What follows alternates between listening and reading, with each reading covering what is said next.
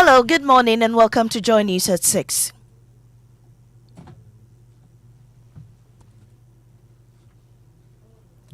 The news is live on Joy 99.7 FM and Hits 103.9 FM in Accra. In Kumasi, we are live on Love 99.5 FM and over 30 affiliates across Ghana's 16 regions, including Sankara FM Yendi, Laura FM Laura, and Radio Max Takrady. Get radio, TV, and online content on the myjoyonline.com interactive app for Android and iOS devices. Coming up, the Presidency rejects Media Foundation for West Africa's request for full KPMG report on the SML deal. I think by refusing to release the report, President Otumfuo has proven those who doubted him right. If the presidency claims that the main issues have already been put out, that what then it is that is in the report that they want to hide? Meanwhile, former Auditor General Daniel Domelevo takes on Council of State member Sam Okudzeto for saying nothing is wrong stashing money at home. I find it unfortunate. My position may not be based on law, but at least being a public figure, a leader in government.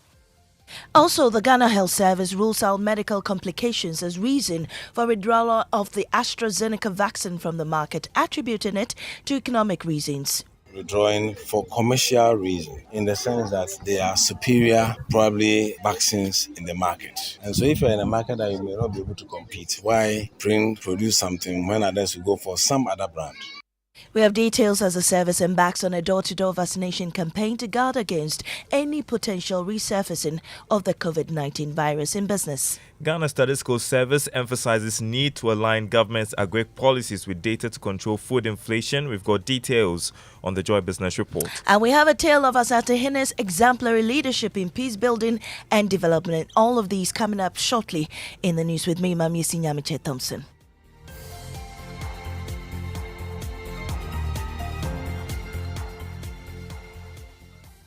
Now, the Presidency has declined a right to information application submitted by the Media Foundation for West Africa, seeking the full KPMG audit report on the revenue mobilization agreement between the Ghana Revenue Authority and Strategic Mobilization Ghana Limited.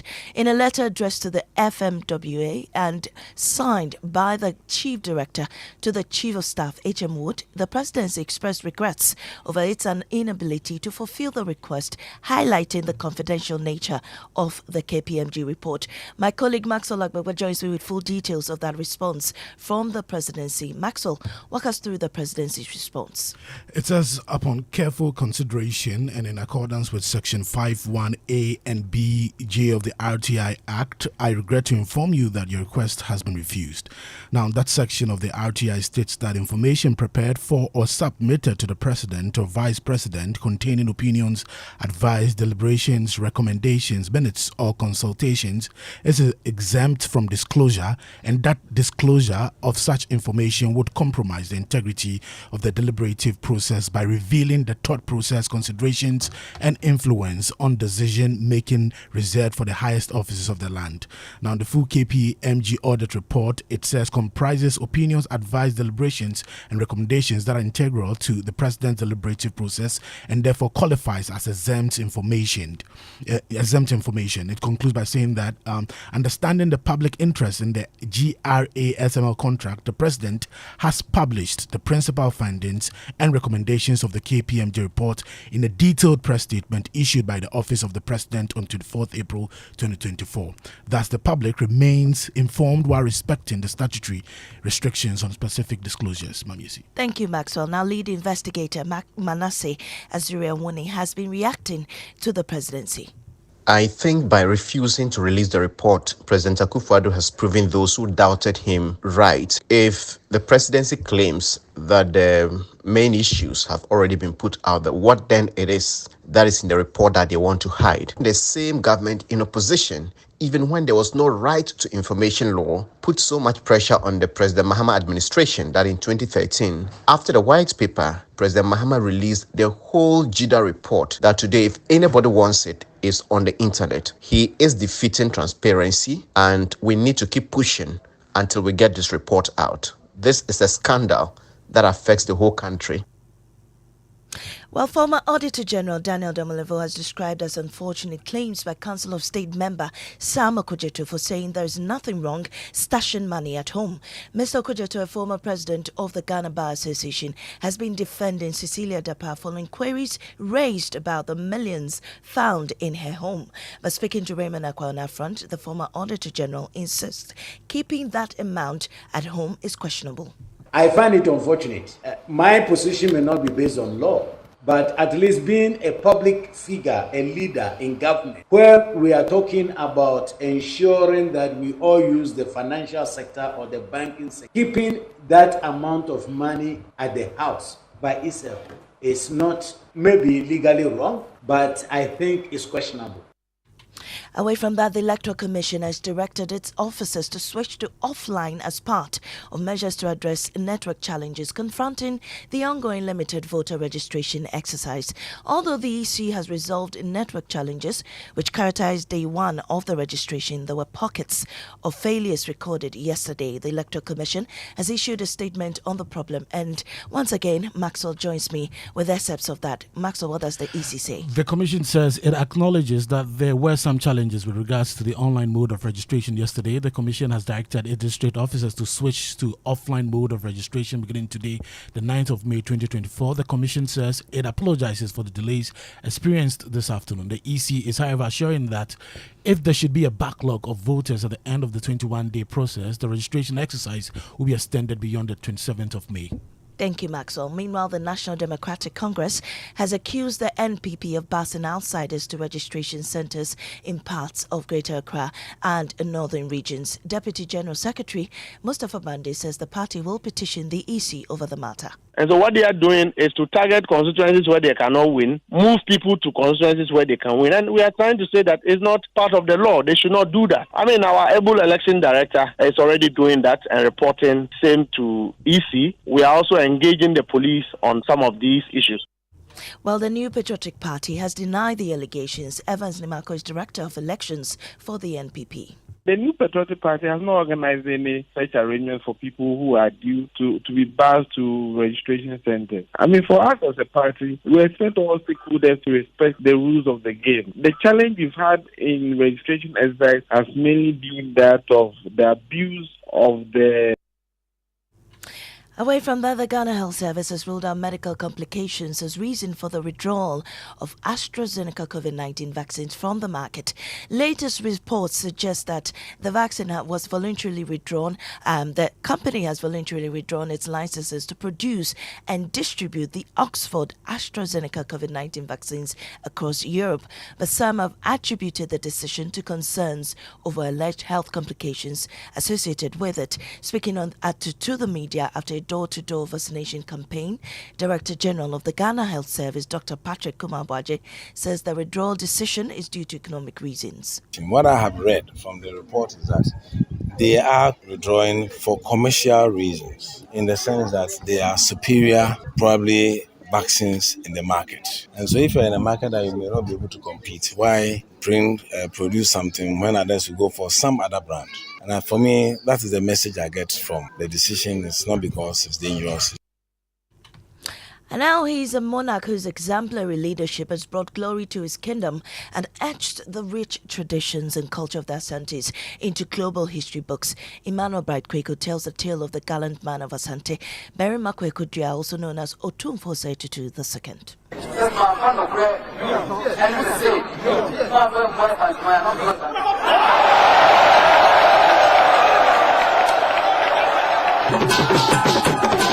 Monday, April 26, 1999, when Berima Kwekudria, as he was then known, swore the oath of allegiance to Asanteman and ascended the golden stool, Sikeja Kofi.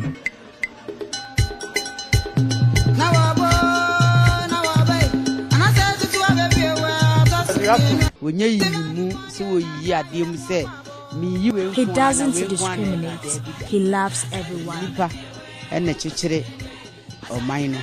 The vision of Otumfuo II encompasses education, health, and economic development. If we should go back in Ashanti history, it's like Osebosu. His diplomacy transcended everything else. Shortly after his installments, the Otumfuo said to the second foundation was launched as a relief plan for his people and as an extension. I will bring you a full report of that in our subsequent bulletins, and that's how we end the bulletin here on Joy 99.7 FM. I am Amiesi Nyamiche Thompson. Up next is Business on the Super Morning Show.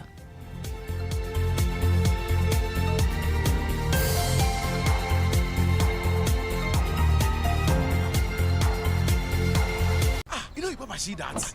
And it's rickety car. Hey, Papa! Bobo, so how's your engine now? It is half man, half amazing. Thanks to Quartz and you can feel better energy. Can't touch this. Actually, guys, so Sancho's engine just died like that. Yes, so somebody managed to convince him that there is a better engine oil than Quartz, and he switched. Sancho Panzapa. Now, which engine oil can be better than Quartz? No other, my guy. Quartz with its age-resistant technology, it keeps your engine younger for longer. Now you know. Have you guys seen the new bottle design? It's superb. Quartz 9000 from Total Energies there improves fuel efficiency. Why do you think Mr. Mane and Logoso have taken the Quartz Nation movement World Cup like that? Sorry. Chairman. Hey, Quartz. Keep your engine younger for longer. They say a butterfly flapping its wings in Accra can cause a tsunami in Bangkok. So what if your factory in Nsawam could shake up the stock market in Hong Kong? What if your business in Elmina could affect fish production in Norway? What if your refinery in Tema could affect the price of petrol in Moscow? Well, now it can because you have access. Access to the bank with the largest number of customers in Africa. Aquaba. Access to our global branch network. Bonjour. Good morning. Our robust asset base and an unparalleled digital infrastructure. So go ahead and flap your wings wherever you are, because with us, you have access to an entire world of possibilities. Access more than banking.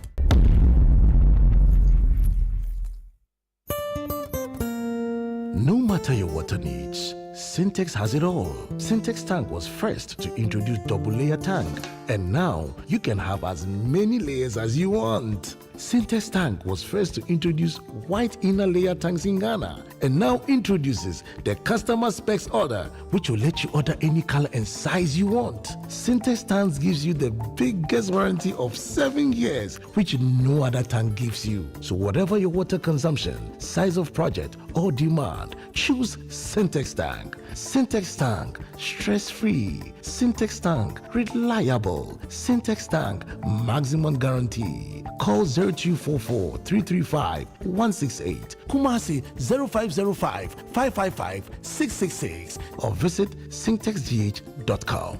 Syntex tank, a strong, a tough. To that woman who is always on the go, always on her feet, we say Ayeko. Orca Deco has a special offer to celebrate them because mothers are priceless. Get 20% off all recliner chairs and sofa sets and big discounts on all home accessories. Let's celebrate our mothers in style. Visit Orca on Spintex Road and Accra Mall today. Hello, Auntie Araba. Hey, Bugger, how are you doing today? I want to buy Pepsodent Cavity Fighter, but I don't have enough money. So what are you going to do? Can you give me the big size? You know, as for me, I'll pay the balance later. Today, no credit. I haven't sold much this morning. If you don't have enough money for the big size, why don't you try the 120 gram pack? There's a 120 gram pack? Introducing the new Pepsodent Cavity Fighter in 120 gram pack size. More affordable and convenient. Get yours today from any supermarket near you. Every smile matters. This advert is FDA approved. Hello? Yo, bro! SG Ghana has done it again. Low interest rates on loans this year too. Yatisubium. Charlie, I did throw inside. Let me call you back. Call SG Ghana rather. Collect loan and buy car, my guy. Low, very low interest rates on loans this year too. It's difficult to keep good news to yourself, especially when it can transform your life and those close to you. SG Ghana went low on interest rates last year, and this year we are even lower. Yes, Yatisubium. Get the money you need to turn your dreams into a reality. Visit any SG Ghana branch near you and speak to our dedicated staff about the amazing Yatisubium loans today. You can also call 0302-214-314 for more details. Oh, Joe, it's 3 a.m. What now? Yatisubium. Okay, bye. Societe Generale Ghana. The future is you. Hey, Kojo. I wouldn't mind being awakened at 3 a.m. to be told that I can get a cheaper loan. I wouldn't mind. You wouldn't mind, I told you. But please, anyone listening who has my number, do not be tempted. All right. How you doing, man? You're right. I'm okay. I'm okay. I was just going to say 3 a.m. We'll probably be preparing for the Super Money show. Indeed, I will already be awake, so I don't mind. Call me. I'll even respond with the Atisubium. So listen, today we are going to do something new. Okay, it's a new thing that we are introducing. I like new things. Yeah, and I mean it's perfectly apt for an election year. Okay, so on Thursdays we tend to deal with political issues. Okay, we call it Political Thursday, right? And every Thursday from now on, we will do an SMS poll.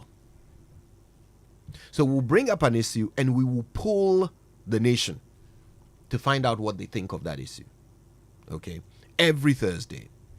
And it's useful for us because obviously we want to know how the nation is thinking about any particular issue that is going to be pertinent in this election. Okay. But I think it's helpful for political parties. It's helpful for think tanks. Everybody can get a snapshot of what people think about specific issues as we're going into this election. And, it's useful. So it's called the SMS poll. It'll happen every Thursday. And today's poll question, the issue that we want people's views on, we want people to rate this government's performance in the fight against corruption. Great question to start with. Yeah. How has this government performed in the fight against corruption?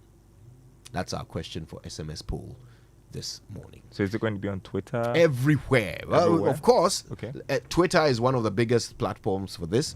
So please, when you are posting on X, falling into the old habit of calling it Twitter, Elon Musk would be very upset. When you post on X, use the hashtag JoySMS. Okay. You can also add the hashtag SMS poll. Okay.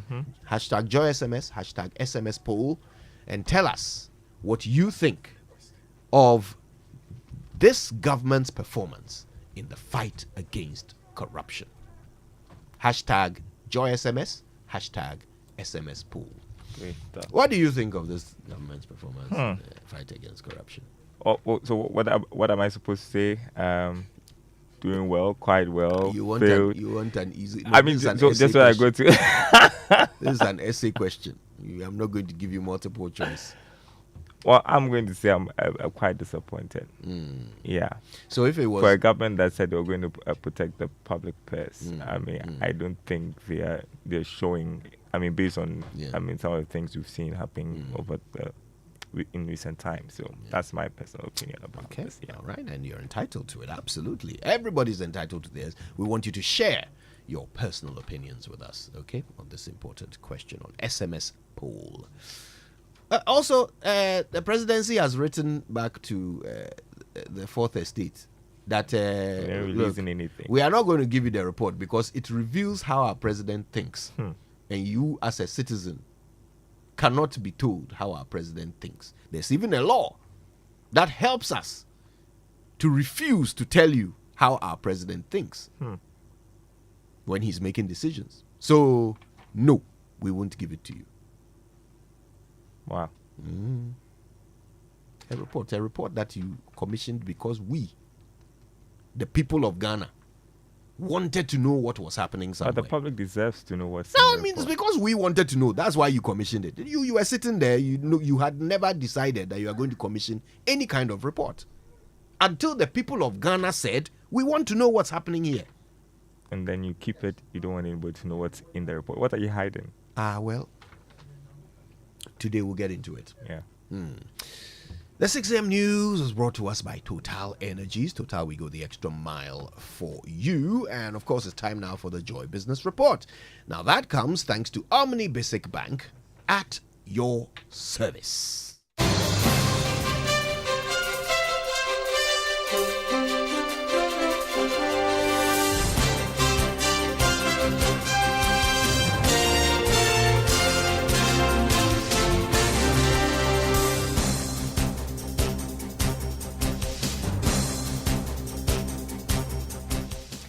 Hi, good morning. Welcome to the Joy Business Report. Coming up this morning, Ghana Statistical Service emphasizes the need to align government's agricultural policies with data to control food inflation. Also ahead, we analyze whether customers and shareholders of Societe Generale deserve more answers despite latest comments from the managing director on rumors of the bank's exit from Ghana. Also, stakeholders in the banking sector appeal to Bank of Ghana to pay attention to remittances to prevent losses from the foreign exchange market. Details coming up.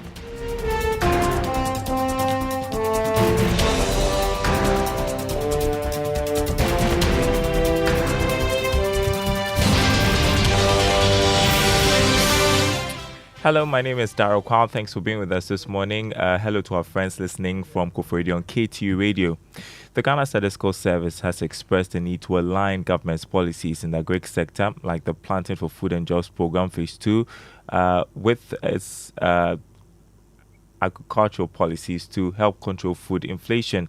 This is coming at a time inflation for the month of April 2024 saw a marginal drop to 25% from the 25.8% recorded in March this year. Here's more.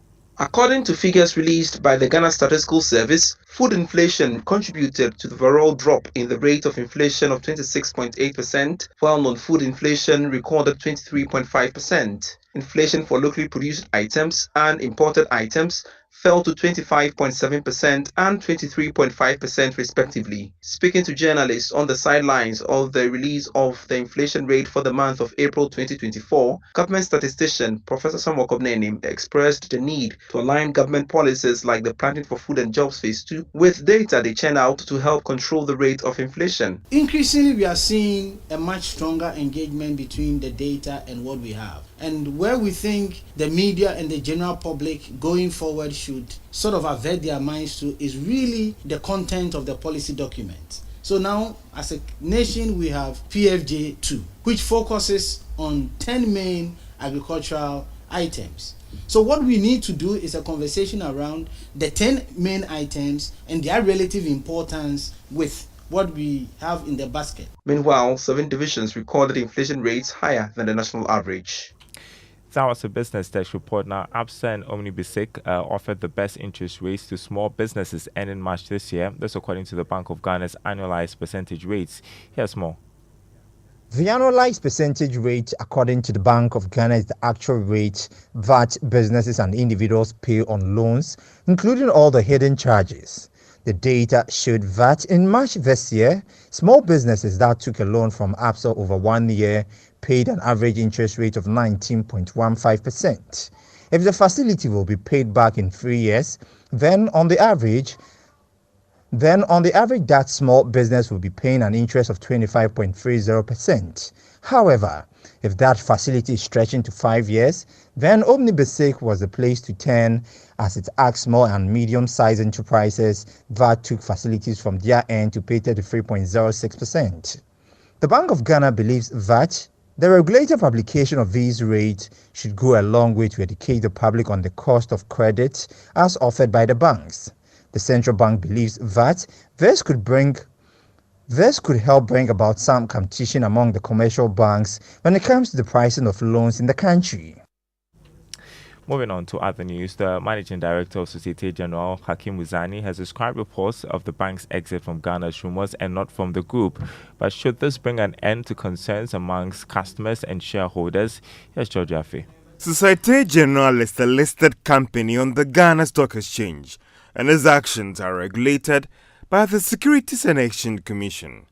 So after this rumor broke, should we have waited for this annual general meeting for it to be properly addressed by the bank?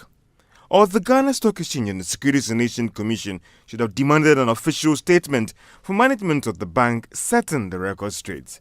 on the support restructuring taking place in Ghana and other markets as part of the group's strategy. Maybe should shareholders in Ghana be given more details on what form and structure it is taking and whether it has started already. In some markets, that early uncertainty might have hit hard at its shares in terms of losses. Societe Generale is a commercial bank in Ghana regulated by the Bank of Ghana. So, should the central bank have demanded more answers in terms of the way forward for the bank and a clear statement from management about its future? Do the customers also need more explanation from management in terms of the bank's future and a clear statement? And what about those who say describing the report as rumors and not denying it totally rather raises more questions than answers about the future of the bank here in Ghana going forward? Banking consultant Dr. Richmond Etienne has stressed the need for the Bank of Ghana to take a look at remittances. He's of the view that remittances can be used to support the cedi from depreciating. Dr. Etienne encouraged the Bank of Ghana to be firm in monitoring remittances to prevent private companies from ripping the nation off. Our remittances is nothing to rot home about. So the cedi is running. Currently, if the remittances have been captured very well, I am sure the cedi will not have been run like the way it's running. Fortunately, when people are trading a diaspora bond, we are trying to deregulate the remittances and give it to certain institutions to benefit from the foreign exchange. And we must be very, very serious what the currency is doing to the economy. And we must get back and say, what do we want to do to ourselves? Even in Nigeria, of our economy, is talking about remittances from overseas, which is about 20 billion, and ours is 5.2 billion, according to World Bank 23 data. We are talking about, we are more receiving only 2.1. The rest, nobody knows where it goes. And all these things are impacting on the currency depreciation for the customer deposit. I think from what Bank of Ghana have done, they will be very secure. Banking consultant Dr. Richmond Etienne. The Ghana Revenue Authority is challenging reports that the VAT initiative is failing to mobilize enough taxes for the state. The authority in a statement highlighted significant progress that has been made since the project was implemented on a pilot basis and a number of businesses that have been brought on board. The Ghana Revenue Authority explained that it is confident about the positive impact the initiative will have on VAT contributions and assured all stakeholders about rapid implementation of the VAT system. Now, internal auditors at various organizations are being urged to uphold high standards of professionalism to safeguard their businesses and the economy as a whole. The call, which is coming from President of the Institute of Internal Auditors Ghana, forms part of the mandate to ensure all members are guided by global rules. President of the Institute, Joseph Zumazigi, made the call in an interview with journalists during the annual Internal Audit and Governance Conference in Accra. Are free to offer advice, constructive advice to those who are playing the function. That is where we say, let your independence be based on your professional standards. And the professional standards or the global internal audit standards require internal auditors to be professionally courageous. What that means is that stand for the right, point out the wrong when you see it, demand for the right to be done. And we think that even if that will cost him his job, the point really is you may have a job, but tomorrow you may have no organization to work for because your organization would have collapsed. You heard President of the Institute of Internal Auditors Ghana, Joseph Zumazigi. Now, turning to Investor Eye, if you suspect an investment arrangement to be fraud, never go ahead to engage the company. Don't also provide any personal information to suspicious investment companies. Now, listen to Head of Technical ICT and Digital Forensic at the Economic and Organized Crime Office, Aman Kwata, as he provides some tips to avoid fraudulent investment schemes.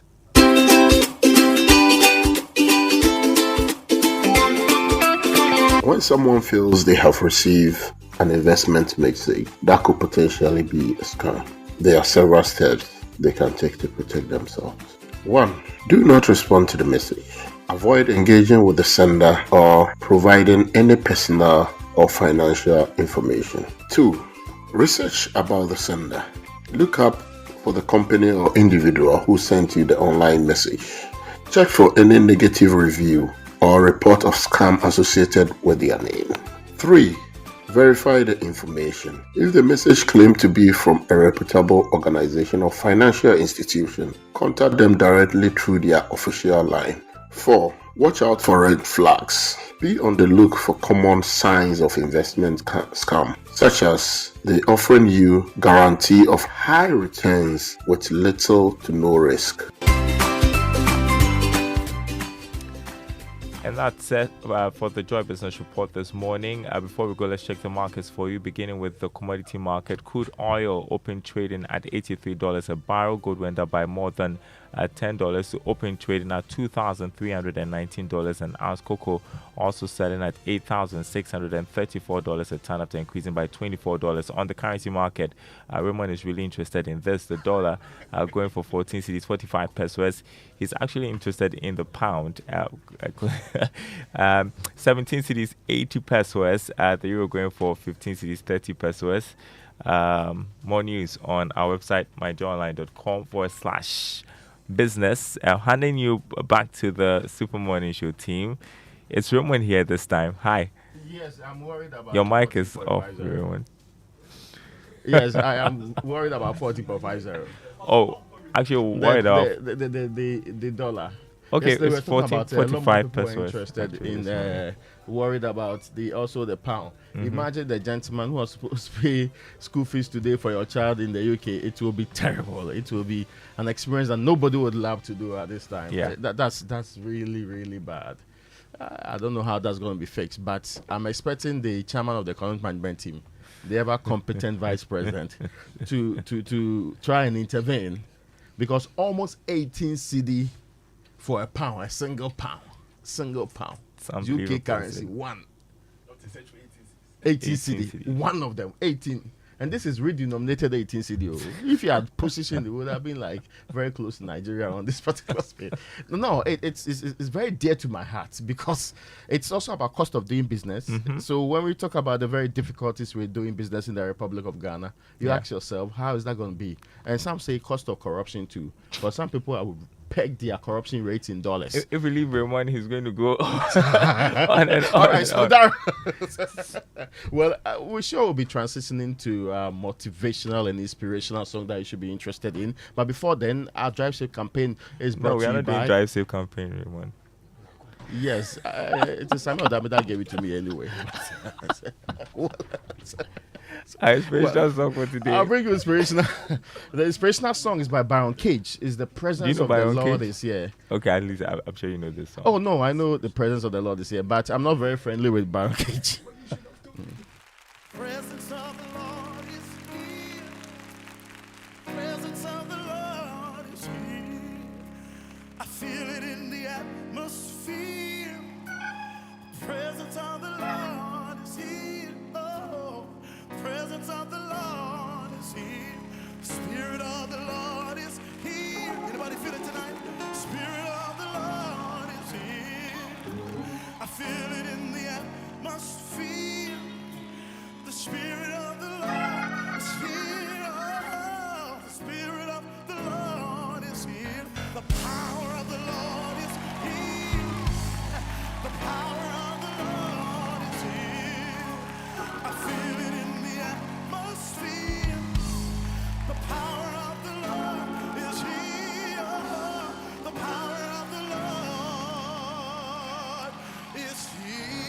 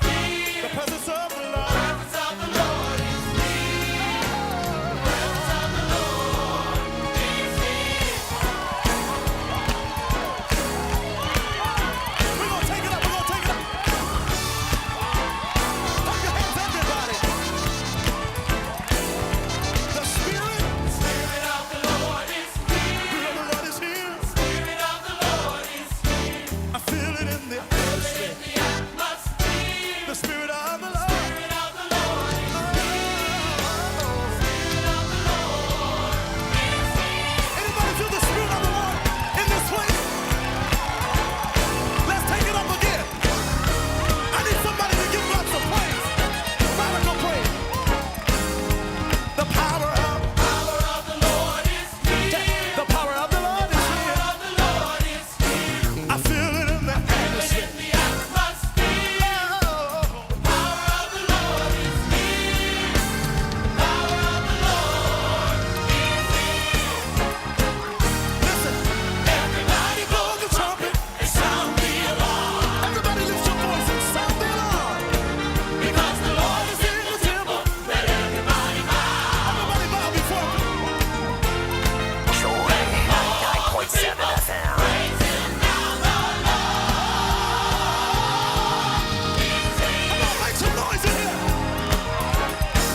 Coffee in your cup and joy on the set. The Super Morning Show is always the best bet. On Joy 99.7 FM. A blessing. A blessing from the Lord is here. Who needs a blessing tonight? A blessing from the Lord is here. Tell me, I feel it in the atmosphere. A blessing from the Lord. A blessing from the Lord is here. A blessing from the Lord is here. Everybody blow the trumpet and sound the alarm. Sound the alarm that Zion is dwelling here. Because the Lord is in the temple. Let everybody bow. Come on, Barack, Joy right where you are. 99.7 FM. The people praise him now, the Lord. Say it again.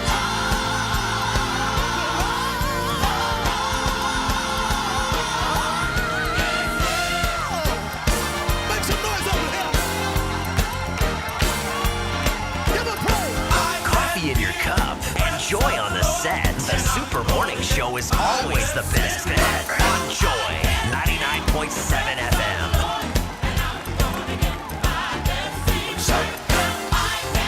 How many y'all can feel it?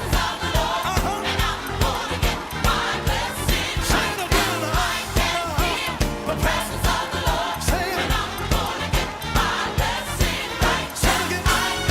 Can you feel it?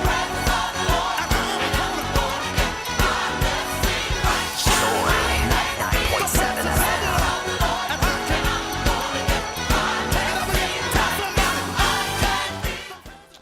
Yeah, there you go. It's 6:37. Hello, Ray. Hello, Ray. Ah. Oh my God, what I day thought I was is- supposed to do an what day is echo today? on what you say. Ray, Ray's just confused. What did From you- Drive Safe Inspiration to Hey. Everton. No, take what your did time. you take not your time. Are you No, okay, no, darling? No, take your time. Are you don't okay? understand the literary device used here. You say hello, Ray. I just repeated it. Repetition is a literary device. Yes. I Did just you hear the repeated it. back room? Everybody was like, oh, wow, wow. The people you are dealing there, they don't understand the literary Repetition device. is a literary Yeah. device. Yes, please. Yeah, it's Yes. You what have to do it to say it iambic right. pentameter or what kind of repetition is this? Anyway, let's get to it. And lots to do today. We'll start with the Drive Safe campaign. Which is always brought to us by Joe News and Multimedia Group, is supported proudly by Toyota Superior Quality. So our tip today says, avoiding aggressive and inattentive driving tendencies yourself will put you in a stronger position to deal with other people's bad driving. Leave plenty of space between you and the car in front, and always lock your doors and wear your seatbelt to protect you from being thrown from the car in a Hallelujah. crash.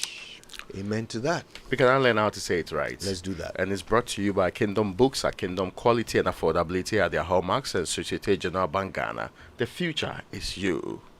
Something must be done. You say either, I say either. How about a new word for Thursday? Chortle. C-H-O-R-T-L-E. Chortle. To laugh in a loud, satisfying way. Now, this word is actually quite new. It was coined as recently as 1871 by the legendary author of Alice in Wonderland, Lewis Carroll, in his sequel, Through the Looking Glass. Now, it was used in a clever comical poem called Jabberwocky, which to this day is still one of my favorite poems. It's full of made-up words, but this particular one, chortle, made it into the dictionary. So there you go, chortle. Now, for your homework, why don't you Google the poem Jabberwocky? I promise you'll love it. 'Twas brillig, and the slithy toves did gyre and gimble in the wabe. All mimsy were the borogos and the mome rats out.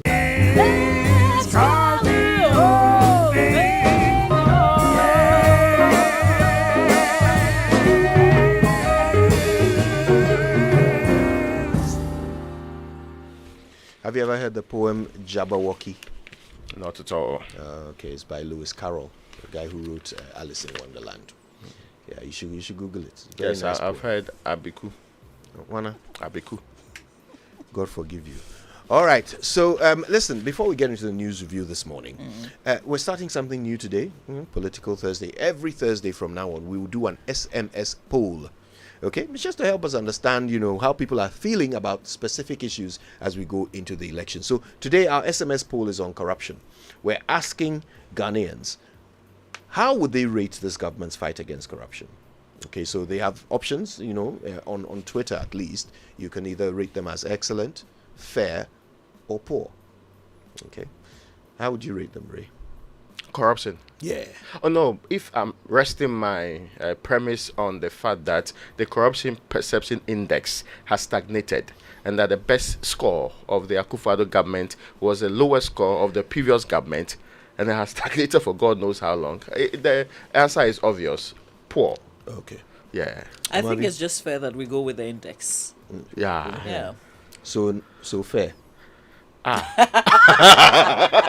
But if your predecessors, he said it's just fair. Okay. No. Stop twisting. I'm saying that it's fair that we go with a literary device we go there with too? the perception index that is out there, Which has stagnated. Which says is bad, isn't it? Yes, I'm so- saying it's the worst, the best performance under this government. It was the worst under the previous government, and in the last couple of years, it's stagnated. It's not even made any change at all. Yeah. Which means not only are we have stayed with a poor performance, and we are wallowing the poor performance. We have no plans of improving. So you would rate it poor? Absolutely. So the thing is the perception, right? That's why the whole Cecilia matter also worries me. It's what do you put in the the way you bring in minds of Cecilia people. this time. Okay, yeah. No, Yeah, it's relevant. It's what you put in the minds of people. I mean, you come up with an issue of corruption, and everybody expects that you put up a good fight. Yeah. Because you say that you have a very strong case, and then you go round, and then we come back to this. You see, people then begin to believe all sorts of things. Yeah, I'll tell you And what that's else. we're talking about. I'll tell you what else doesn't help. It is the attempt to obscure facts, okay, or to keep facts away from the public. When you are open and transparent, your transparency index will improve. Absolutely. So when we have asked questions about something, and based on the questions we, the people, have asked, you, the president, have initiated a probe. Right? Yeah. Because of the questions we asked. You were there, you didn't know that there was a need for a probe. But when we asked questions, you did a probe. You called for a probe. The report has come. You say you won't tell us. So does it surprise you when our perception of you does not improve in terms of how transparent you are and how much you are willing to fight corruption? You have come to give us some details and you claim that these are from the report. I mean, there are many examples. Look at the energy minister, who is still in denial that we don't have power outage issues. That's for him. That's his own problem. But me, I'm concerned about the president, who is still in charge. And we are pleading with you that if for nothing at all, help us help you. Because we are in it together. Let us also read it so that help you. But why would you even come and give us information and expect us to accept Who that is cries, truly what was in the report? Mindful Why? of your history. Yeah, why? No. In fact, even if you didn't have the history that you have, which unfortunately you do, why should we just take it on face value? Why should we simply accept that you say this is what KPMG reported? Give us the report. No, honestly. Meanwhile, when this same government was in opposition and John Mahama was being asked to release the GDA report, do you remember how loud they were? That's true. He released it with a white paper. Yeah. But it was because of how loudly they called for it. Today they are in power and they say the law says they shouldn't tell us how the president makes decisions. Some people were impressed or quite happy with the action that the president said should be taken on the SML report. But by this decision alone, you have removed all the goodwill some have presented to you based on some of the things you had done. So now you had cleared all of them. Now in the minds of the people, is there still more? Did he tell us half truths? Did he actually present a story? Why would you even want to do that anyway? Because they can. This is the policy that I have noticed. In many cases, this government will do things because they can. Not because it's right or because it serves the public, but because they can. Everything opposed to proper what good governance they will quote a law to tell you that this allows us to do that. So we've done it. Constitutionality. Only why cancel or conforce call. We have to play that as soon as Wobete gets here. Let's do the news reviews brought to us by Syntex Tanker, you're stronger, you're tough, and Access Bank, more than banking. Now, the Daily Graphic is reporting this morning, legal challenge to LGBTQ bill. Supreme Court demands fresh documents, and that's on the front page. Yesterday, it was for everybody seeing. We all saw it live in the Supreme Court. Some people were not happy with how some lawyers got treatment. But, I mean, if you have reported from that place, I've been going there consistently, you know, that's standard practice anyway. You have to be on your feet. You have to be a strong man to survive. I mean, they will not accept, but some people were not. They enjoy the not display the management. No. It was the management. You know. Sometimes people think that the Chief Justice is very nice and soft, but when they saw her in action, demanding to manage a court, Yes. But it's also because we've seen Justice Atuguba do it. We've seen Justice Enim Yeboah do it. This was a little different. Oh, really? Oh, then you should have experienced a certain Sofia Akufo in charge. Hey! So even those of us who are sitting at the back in corners were still worried we didn't know how to make our shoes make noise. I think the difference is perhaps in the delivery style. So Akufu had this quiet command. She wouldn't elevate her voice beyond the setting. Even she raised her head now, then everybody's looking straight. Yes. The current Chief Justice seems to be a bit more robust, a bit more, I don't know what the word is, but she is a bit more animated in her, yes. This one there. Let's say very good morning to the Chief Justice. We are greeting. We are saluting and genuflecting at the same time. You are in charge. You are in charge. What are you afraid of? Yes. In fact, some people are not in charge, but you are in charge. There are three of us here. Yes. There are three of us here. We don't want anyone to call the Chief Justice and say Muntie. Yes. Muntie Joy. Muntie Joy says here and Uncle we don't want that. We beg. Anyway, so effectively, there was the request to amend what they call it, their reliefs, and that request was granted after some back and forth on it. And we know that when the procedures are done, we will come back to it. I think it's the view of Martin Pegbu, for example, that this case will not be completed before the end of the year. He says if you factor in the legal vacation and every other thing, it will travel into the new year, or most likely go into the year. You know what that means, right? That means that the bill itself as passed would have been completely useless, and we may have to now start the process all over again. I mean, some say that was the vision behind the request in the first place. Some say it might be latent vision. It might also be manifest. It's very hard to forget that the president actually announced that this case was going to court before it went to court. Yeah. So visionary things will happen around this in a way that it's hard to forget some of these interesting things. Anyway, but I really think that if they wanted to defeat this bill and prevent it from becoming law, they could have, if they had had the courage. They could have done so in Parliament. But of course, because of the overwhelming desire for the law, based on, and let me say this, I love my fellow Ghanaians, but our desire for that law was not based on knowledge of the law. We hadn't read the bill, but we wanted the law. Why do you say we hadn't read the bill? You can't say that. Most of us hadn't read the bill. Some of us had, but most of us hadn't. Read it. Yes, Again, of course, I keep hearing that, but I'm asking, what is the criteria for determining that? Was just there a survey? If you like, do one now. Oh no, because every person I spoke to about it, no, Raymond, without any basis. No, there was a basis. Every person I spoke to who was against it. Yes. Right? Who was not a journalist, who was required to read it. Clarified. Of course. That's why I said I'm talking about the people of Ghana, Ray. I'm not talking about journalists. Okay. As a journalist, we were required to read it. But I'm talking about the people of Ghana that I interacted with. And anytime someone said, "Why doesn't the president want to sign this? Why don't we want to do?" I would ask them, "Have you read it?"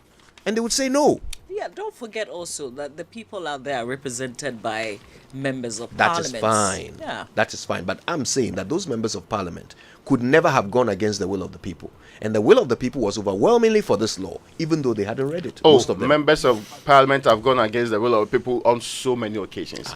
In fact, countless occasions. But they in choose fact, they their have done battles. so Yes. in varied forms. But they choose their battles. Yes. This one would have been a bad idea for them. That's why it made it through parliament. And now they are trying to use the court system to, bring about some other outcome. Let's see how that goes. Okay, now the other one, climate change, galamsey remains greater threat to cocoa production. This is a panel that's been discussing this. This we all cannot dispute through. In fact, they should start with galamsey before climate change. I actually feel that, and if go to the main cocoa producing areas, some are being compelled with the participation of some traditional rulers to give up their lands. Yeah. Some are actually being forced into corners. People already suffering in very varied locations. And there appears to be no protection. Some are also doing it willingly. Yes. Remember, because they find it more profitable to let go without of their doubt. farmlands. Yeah. So, well, I don't know what the future is, but cocoa remains our backbone. Let's not miss it. When we had reduced production, when we're not getting as much money that we're supposed to get from it, we're worried as a people. So, well, if you're not finding new ways of making money and you are losing the old ways to galamsey, perhaps we should officially make galamsey our next export, so that we would be clear in our minds what we want to do with it. It is. It's just that we don't see the revenue. Well, that's where the difficulty is. It is probably our biggest export. When we hear the numbers that come out of Dubai, for example, of how much illicit gold makes its way through there. I need to run through this quickly. Repose confidence in EC. Commission response to registration slip error. And there's also the 24-hour economy key to unlocking employment by Professor Opoku-Agyeman. All right, the Daily Guide is reporting Mahama has fired back at Nana. And if you're wondering exactly what, well, you remember when the president says, I cannot hand over power to such a person, he will destroy whatever we have done. When he comes, well, former President Mahama also says, of course, I will not protect your legacy of corruption, misgovernance, arrogance, ineptitude, bankrupt economy, increased unemployment, and pushing more of our people into the poverty bracket. So I guess the back and forth continues. The Oxford AstraZeneca COVID-19 vaccine, widely used in saving lives during the pandemic, is being recalled, and according to the manufacturers, the withdrawal of the vaccine was a commercial decision. So there's a rise of new coronavirus variants, and this means that demand had shifted to the newer, updated vaccines. That's the reason for this. Also, 3 arrested at voter registration center. That story is also featured here. The police, in a statement, gave out the names. They said they've been placed in custody, assisting with investigations. And this happened at the Tepa EC offices in the Ashanti region. So the 3 engaged in a fight and temporarily caused disruption to the limited voter registration exercise being conducted by the Electoral Commission. Well, they find that, maybe if I can move on to the last set of words on the front page, or they find that, yes, Domahine eulogizes Baume's humility, campaign without insults, and that's on the front page. And Richard Sky is on the front page with the Attorney General, and Julius Siam, who is Commissioner General of the GRA, is on the front page too. GRA backs 508 million from pilot phase of EVAT and invoicing, right? And that's there too, yeah. Okay, then. The online review is brought to us by Zenith Bank in your best interest and Goyle Good Energy. Goyle, Yenara Yedia. Go and read about the anti-LGBTQ bill and how the hearing in the Supreme Court is going so far. All right, time for the BBC News, brought to us by Fidelity Bank, believe with us, and Old Mutual, 10 years of greatness in Ghana, here for a lifetime. For decades, we have helped businesses connect with their trade partners all over the globe. From Ghana to Burkina Faso, Cote d'Ivoire, Benin, Togo, Senegal, China, Morocco, France, Netherlands, and many other countries. We have made it possible to bring Ghana to the world. We have brought small and medium businesses closer to their customers across the regions in Ghana with our SME support facilities. We have brought relief and smiles to the faces of families with our employee personal loans. With our cutting-edge technology and digital support, we take the burden of complex thinking off you, making life simple. That is who we are, as close as a partner. Bank of Africa. We are indeed the African bank with the global reach. Good energy hits the road with exciting choices to energize your ride, giving you more options to take you further. Watch this space for your choice. Goil, yeah. It's the 3i Africa Summit, where innovation, impact, and investment converge, where technology drives transformation. From the 13th to the 15th of May 2024, heads of state, central bank governors, thought leaders, innovators, investors, academics, and entrepreneurs will converge to unleash Africa's full potential. Discover the power of digital assets, explore the state of digital growth in Africa, and unveil lessons from Africa's central bank digital currency experiments. Engage in discussions on diversity in the creative arts and tech, financing Africa's SMEs and bridging the digital gender gap. Network with investors, pitch your ideas, and access funding at the 3i Africa Deal Room and Pitchfest. Join us at the Accra International Conference Center as we ignite a fintech revolution for Africa's financial future. Visit 3iafrica.com to register now. When the pain is too much, don't know what else to do. So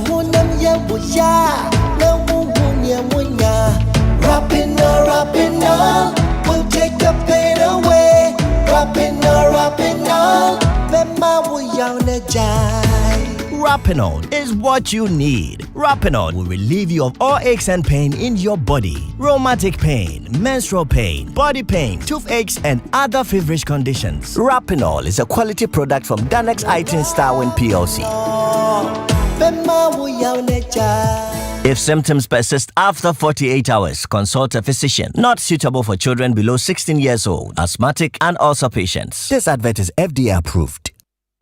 Electroland Ghana Limited is giving its May Day promotion in all its shops and authorized dealers across Ghana. Grab a Samsung Full HD 32-inch LED TV for just 2,349 Ghana cedis. Get our discounted media tabletop fridge at 1,999 cedis. Buy a TCL UHD 4K Smart Android 55-inch LED TV at 6,299 Ghana cedis and get a free Nasco 5-burner cooker. Mayday promotion near good. Get a Nasco 90-liter top freezer at 1,699 Ghana cedis. And if you're looking for top quality dishwashers, gas hobs, chimney knots, and electric hobs, Electrolux got you with exciting discounts as well. Rush now. Terms and conditions apply. For further information, call 050-315-9739. Electroland Ghana Limited, home of luxury and affordable appliances.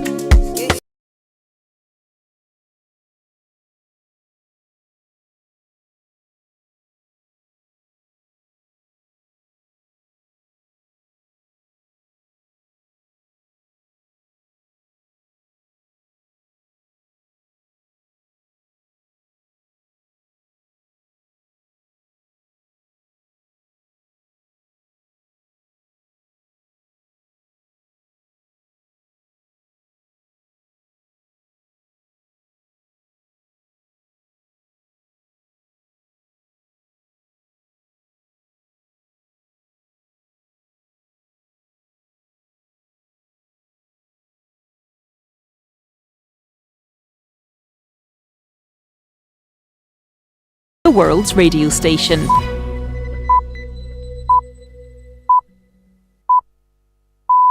I'm Tanya Beckett.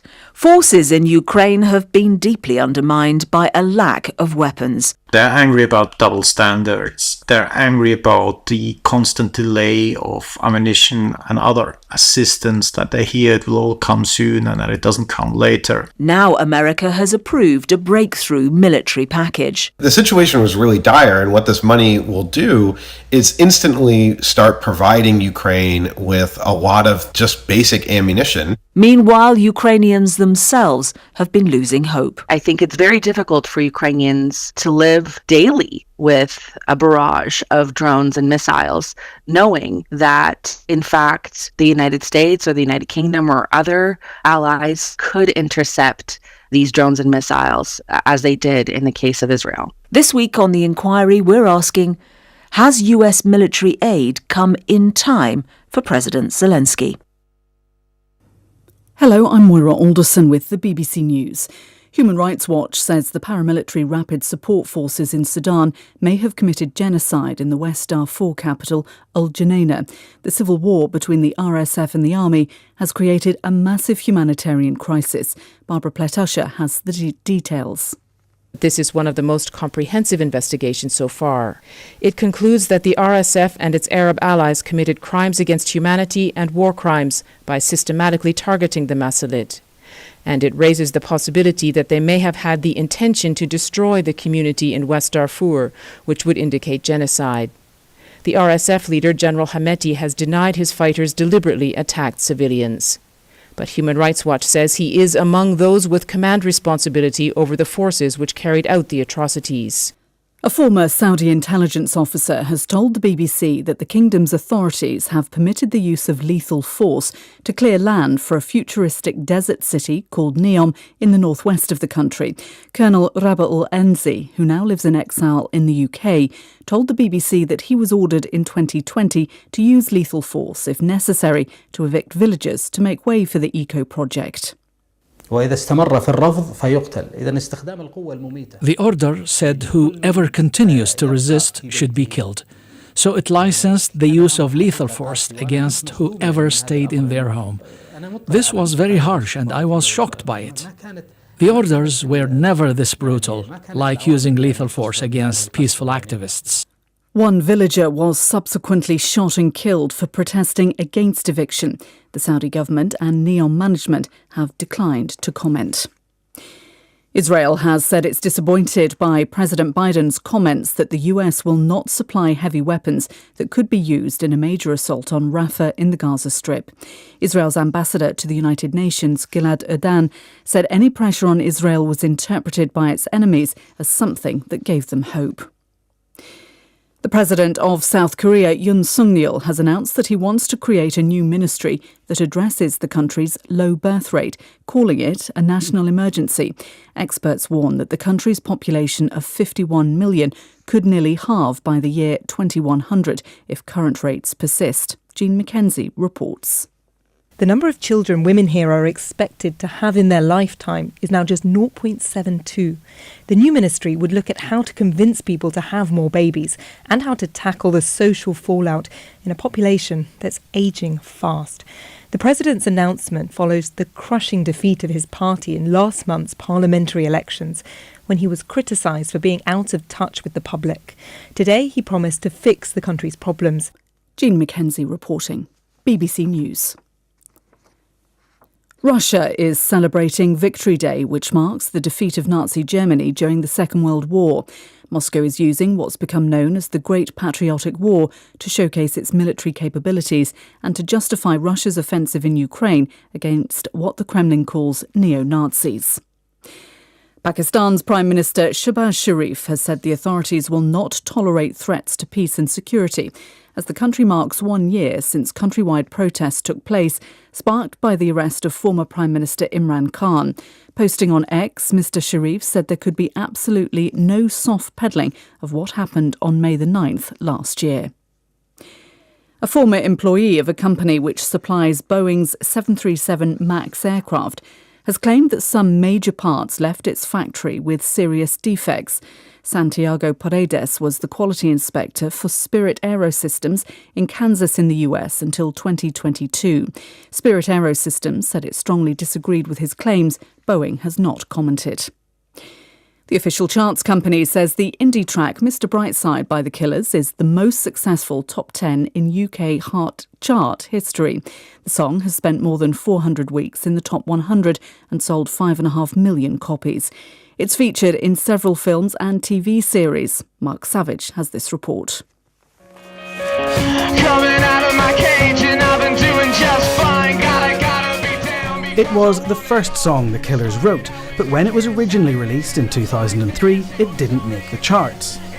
A year later, it was reissued and reached number 10, since when it's barely left the top 100. Now, the official charts company says it's the UK's biggest selling song, never to reach number 1.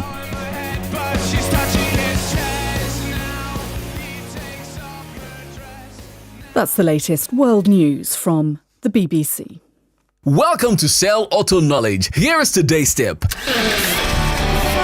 Most cars shake for a variety of reasons, including engine, steering, or brake issues. A vehicle can also shake and vibrate because of wheel damage, uneven tread wear, or neglected tire maintenances. If your car's engine doesn't get the right amount of air, fuel, or spark to run smoothly, this can result in the car shaking. Remember to fill at Shell today, because Shell fuels with Dynaflex technology cleans and protects for engine efficiency. Hello there. Are you interested in pursuing a career in the airline industry? Then I have great news for you. Travelex Group Limited is giving you the opportunity to get trained in IATA's travel and tourism courses, as well as other aviation-related professional courses. The modules equip you for diverse corporate fields as well. Training period is 6 months for most courses. Schedules are flexible. 9 a.m. to 2 p.m. for the morning session and 5 p.m. to 7 p.m. for the evening session. Payment plans are also available. Certificate and internationally recognized diplomas are received after successfully going through the program. The Travelex Group is in its 32nd year celebration and is giving out great discounts. So hurry and visit our new office at Cargo Door Airport behind the KLM office. Email us at travelexgrouplimited@gmail.com or call us on 024-656-7898 or 020-813-9985 or 026-688-8000.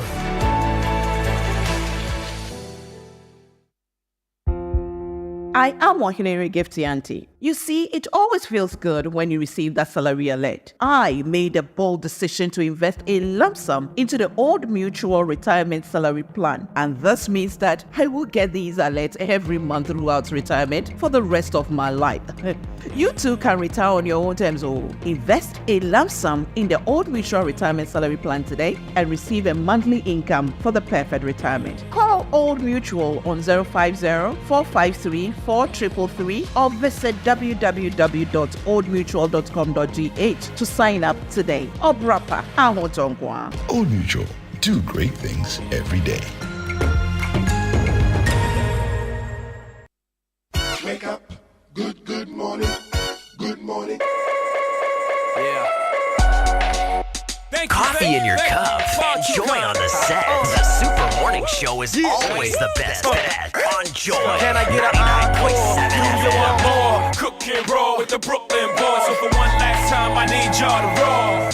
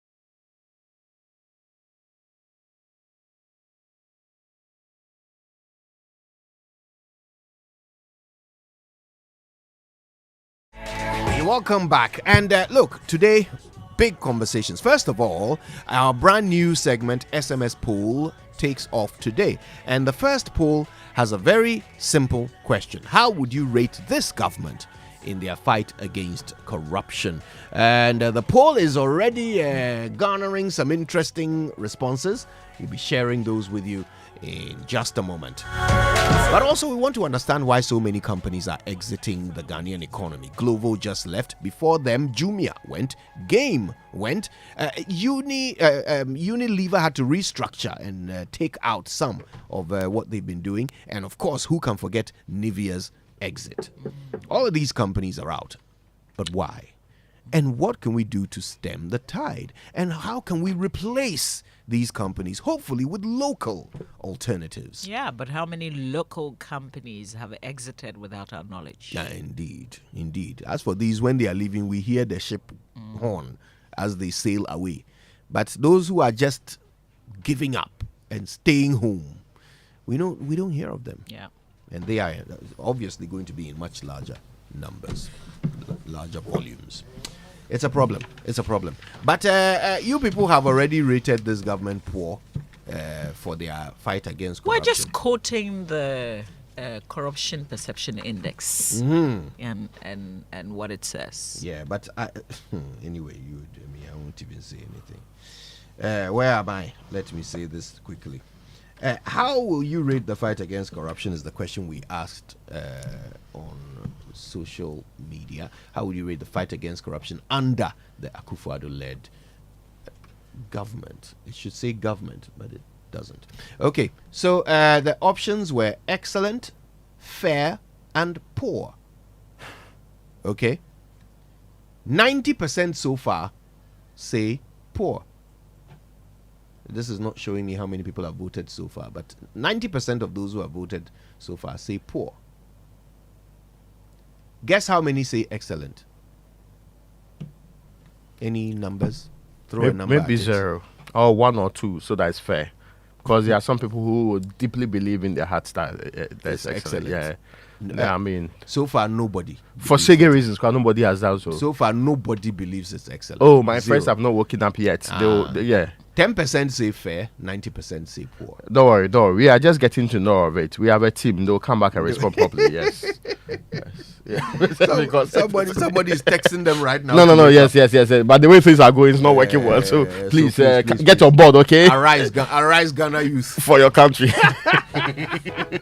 So listen, use the hashtag JoySMS and go tweet at, go post on X. Don't forget to also use the hashtag SMS poll. We want to know how you think this government is faring against corruption. Wake up to joy, joy, joy. Sunshine and joy in the morning time.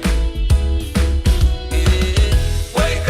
Wake up to the super morning show. Yeah. Wake up to joy.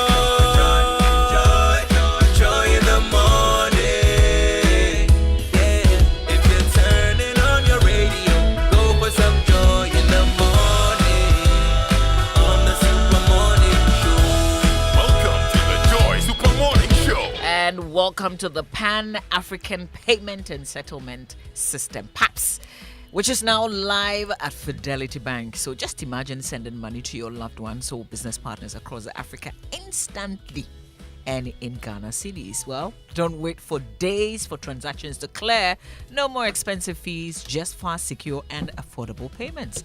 PAPS is here, and Fidelity Bank makes sending money through PAPS easy. Visit any Fidelity Bank branch and start sending money across Africa instantly, securely, and affordably. To Nigeria, you can send to Gambia, Liberia, Guinea, and Sierra Leone. Fidelity Bank, believe with us. Mother's Day is coming up, right? Mm-hmm. Now, if you're looking for that special present to appreciate your mom or any other mother on a cool budget, right? Electroland Ghana Limited just made it easy and affordable with our Mother's Day bundle promo. With just 1,999 cedis, you will get a Nasco gas stove, kettle, juice maker, home theater, and also a fan in our Mame Pa bundle. Number 1. Mm-hmm. Number 2, if you want to show Mommy she's your one and only, you can use our Otumfuo bundle, which starts from 3,999, and your mom will get a NASCO electric hot pot, gas stove, kettle, blender, washing machine, and a fan, all under 4,000 Ghana cedis. So much. Yes, for 7,999, you can get LED digital satellite TV, a tabletop fridge, a gas cooker, a chest freezer, an electric hot pot. So don't get it wrong. See, you get tabletop fridge, gas cooker, chest freezer, an electric hot pot, microwave, iron, fan, gas stove, and a voltage regulator because the animal will do their thing. All for under 8,000 Ghana cedi. You can set up an entire apartment with it. Each bundle is a heartfelt gift of affordable luxury to appreciate your mother. So what you need to do now is keep this number and call them right away. 0503 159 739. 0503 159 739 for further inquiries. Terms and conditions apply. Lovely. All right, now which bank in Ghana is always at your service? Now, Ray, when I say Omni, you say basic. Omni? Basic. Thank you. Which bank is ready to assist you with their 24-hour state-of-the-art contact center? Omni? We have to redefine the terms in which you and I engage on this matter. Okay, yeah. Oh, Samison also. Yes, without having to drag me to it. Samuel Adami says I should refuse. Because we have heard your voice. Good morning. Good morning to our dear friends at Omni Basic. You are still our dear friends, even to those who are denying you. Oh no! Which bank is Ghana's fastest growing corporate bank and bank of the year 2023? Let me try one more time. Omni Basic. At Omni Basic Bank, they are always at your service. So call them on 0307 08 6000 or 0302 758555.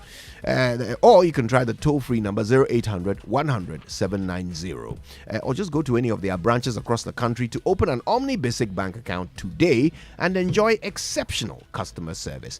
Omni Basic Bank, at your service. And you know, a poorly maintained car engine can age faster. Well, that's why Total Energy specially formulated the Quartz engine oil with age resistance technology. It's actually a breakthrough innovation that ensures optimal performance for your engine and improves protection against mechanical wear by up to 74%, even under extreme temperatures and pressure. Choosing Quartz from Total Energies is choosing the engine oil that keeps your engine running efficiently and effectively. Quartz, keep your engine younger for longer. Of course, it's difficult to keep good news to yourself. We all know that, right? Especially when it can transform your life and those close to you. So, Mama V, I know you. You are very godly. SG Ghana went low on interest rates last year, and this year they are even going lower. So you surely will have to benefit from that. Yeah, tisubium. Yeah, tisu further and better reduction.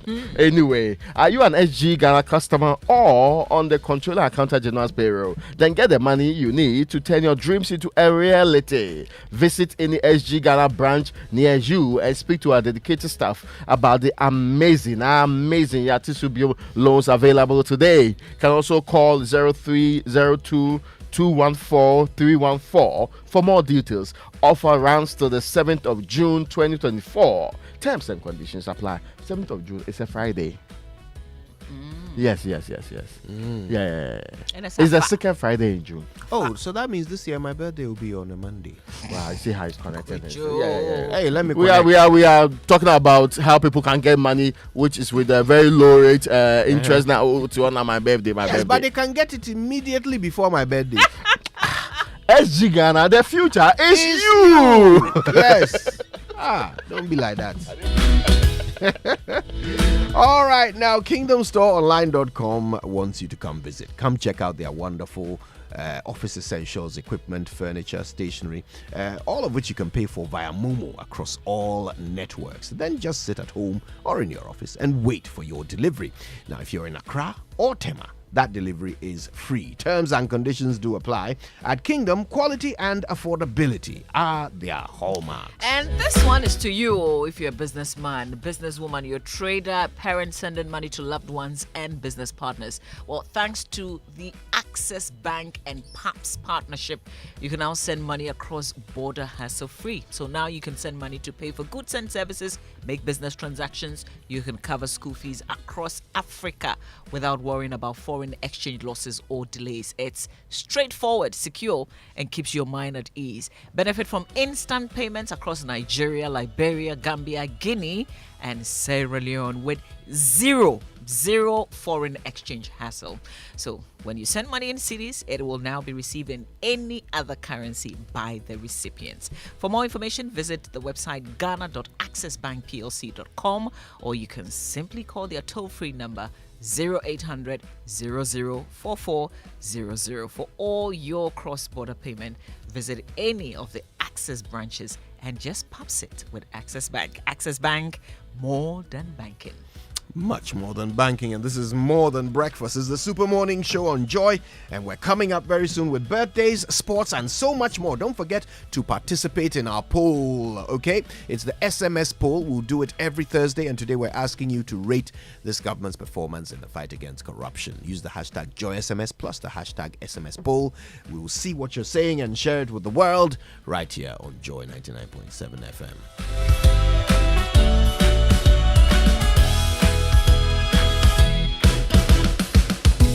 Can you hear it?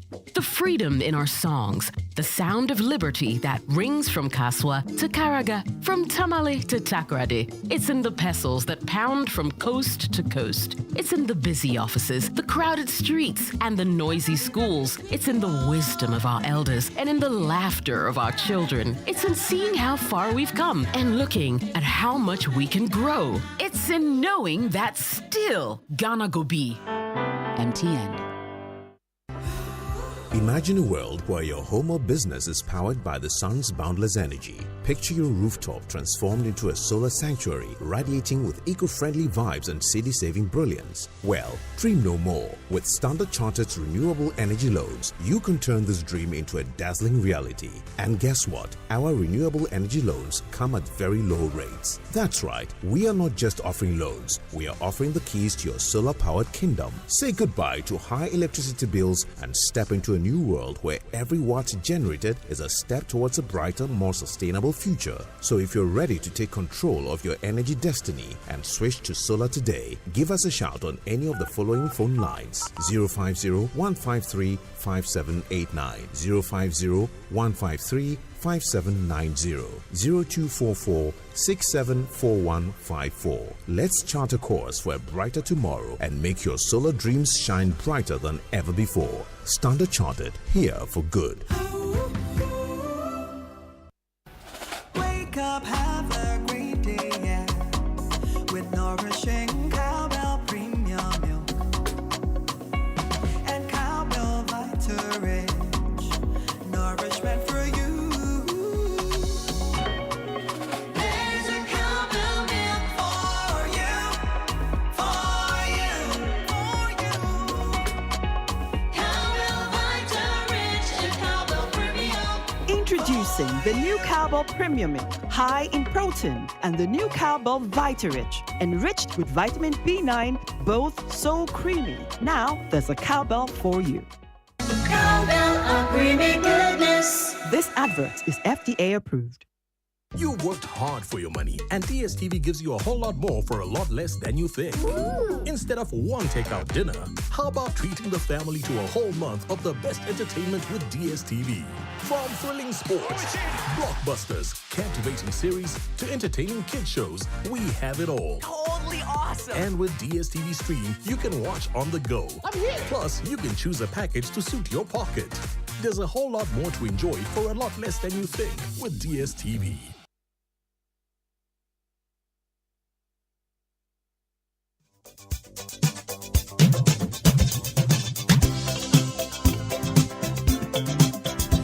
All right, birthday messages on the Super Morning Show are brought to you by MTN. Everywhere you go. Bank of Africa, the African bank with global reach. Bank of Africa, as strong as a group, as close as a partner. Listen, I've got 3 special birthday dedications. The first one 3 is to wish our very good friend who is always listening to us, Mr. Timothy Goba, is his daughter's birthday, Diana Jogbenye Goba of Dansuman. She's 33 today, and your father says he shall lift you up lest you kick your foot against any stone. Be blessed as from your father, Timothy Koku Goba, and your siblings, Jifa, Della, Seduji, and Setriako. To you, Diana, enjoy your birthday today. I've got a big one. So it's a chaotic birthday to the managing director of the 5-star hotel that we love, Labadi Beach Hotel, David Ediafo. It is your birthday today. Happy birthday, Big David. Yeah, it's from management and staff of Labadi Beach Hotel. But And from us also too, yeah. from all of us here at the Yes, morning. yes. Are you doing the party there or you bring it here? Should we come there for the breakfast or will it come here? Yes. We have to celebrate you in a very wonderful way. Yes. So you give us the logistics. Yes. Oh, yeah. David, happy birthday to you. You know we love you. Enjoy today.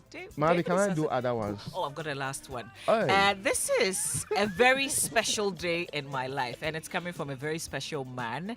He is the medical director of Medifem Hospital. Today is his wife's birthday, a day that my special person, this is Joanna Paula Odame, was born. I wish her more love, more blessings and happiness. Happy birthday, my love. Cheers to many more years of happiness and blessings. I love you. You know, my hobby started with, this is a special day in my life. Yeah, because that's how convincing she was. But Dr. Frank Odame is such a special person. We all love him, and we love his wife as well. Happy birthday to you, ma'am. Thanks for sharing him with the rest of the world. All right, now happy birthday. She's not sharing him with anybody. Yes. Happy birthday to Regina Edu. Actually, I'm always confused. Is it Regina or Regina? Regina Edu, staff at the psychology department of the University of Ghana. This is from your children, Nana Kofi Safo Kantanka, Nana Akusia Safo, and Obrimpong Papa Kwame Safo. Have a special day. Now this one says, hey Rita, happy birthday. May your days be filled with moments of profound joy and fulfillment. Be blessed. And this is from Henrietta. There's another one. Happy birthday to you, Veronica Enchi. You are loved and appreciated. Have a day as amazing as you are.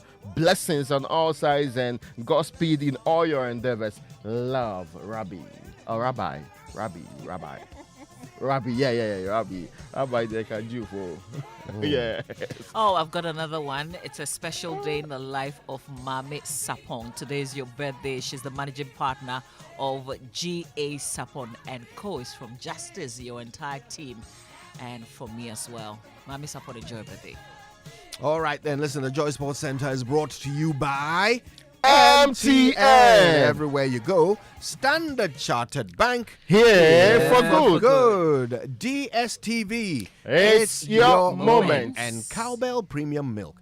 Cowbell, a creamy goodness. That's right. I want you to imagine a world where your home or business is powered by the sun's boundless energy. Just picture your rooftop transform into a solar sanctuary, radiating with eco-friendly vibes and city-saving brilliance. Well, dream no more. This could be your reality. With Standard Chartered's renewable energy loans, this can be possible for you. And the renewable energy loans, they come at very low rate as well. So Standard Chartered is not just offering loans, they're offering the keys to your solar-powered kingdom. Say goodbye to high electricity bills and step into a new world where every watt generated is a step towards a brighter, more sustainable future. So if you're ready to take control of your energy destiny, and with everything going on, you must be ready. Switch to solar today. Give Standard Chartered a call. Call them on any of these numbers: 050-153-5789 or 050-153-5790 and 0244-674-154. Let Standard Chartered chart a course for a brighter tomorrow for you and make your solar dreams shine brighter than ever before. Standard Chartered. Here for For good. good. Now, Cowbell thanks you. I mean, all the things that you have to do in life today. And today, yes, you, Mama V, listen. I come bearing good news. Cowbell is offering continuous nourishment that is creamy and also tasty. It comes in 2 new variants, Cowbell Premium and Cowbell Vita Rich. Today, let me concentrate on the Cowbell Premium because you will need it. It's a nutritious milk containing essential minerals and vitamins, including vitamin A, B9, C, D, E, and K. The K is not potassium. Yes, don't be deceived at all. In addition, Cowbell Premium is unique mainly because it's rich, creamy taste and contains 23.6% protein content. The thing that you have to choose certain meats and other things to get, 23.6% protein content. It offers you more in a single pack of 26 grams, and it's also available in the 360 and also 400 gram. In search of an accompaniment to complement your beverage or porridge with that rich, tasty, creamy one, and also get value for money. Cowbell Premium is an option. Stay tuned to hear about our additional offer, which is the Cowbell Vita Rich. Ghana, there's a Cowbell for you. Cowbell, a creamy goodness. This advert is FDA approved. That's right. The stage is set, the stakes are high, and the drama is about to unfold. It's the MTN FA Cup semi-finals. Brace yourself for an epic showdown this Saturday, the 11th of May, 2024. As Nswatreman, is that the right way of saying it? Yes, goes head-to-head against Legon Cities at 3 p.m. This Sunday, the 12th of May, as Bofuakwa Tano take on title holder. Bofuakwa Tano. No. Okay. What did I say? What did I say? You are Bofuakwa. Yeah, Ghana Premier League team. I said we it. must find you a local club. I said it with a Welsh Can you accent. believe that? Say it right. I said it with a Welsh accent. There's sense. Yes, Bofuakwa Tano take on title holders Dreams FC at 3 p.m. all at the Wafa Park in Sogakope. Get ready for thrills, the excitement, and the shock as the journey to glory gets heated. Will we see giant slayers or favorites cruise to the finals? You can never predict it in the MTN FA Cup. Obia. Stay tuned for it all. Okay, well, you know what comes next? Achoo, your Bayern, no. It didn't go well. Real Madrid happened. It is still holla. Real Madrid happened. That's what happened. Yes. Champion. You is cannot, a champion. Yeah. They are not humans.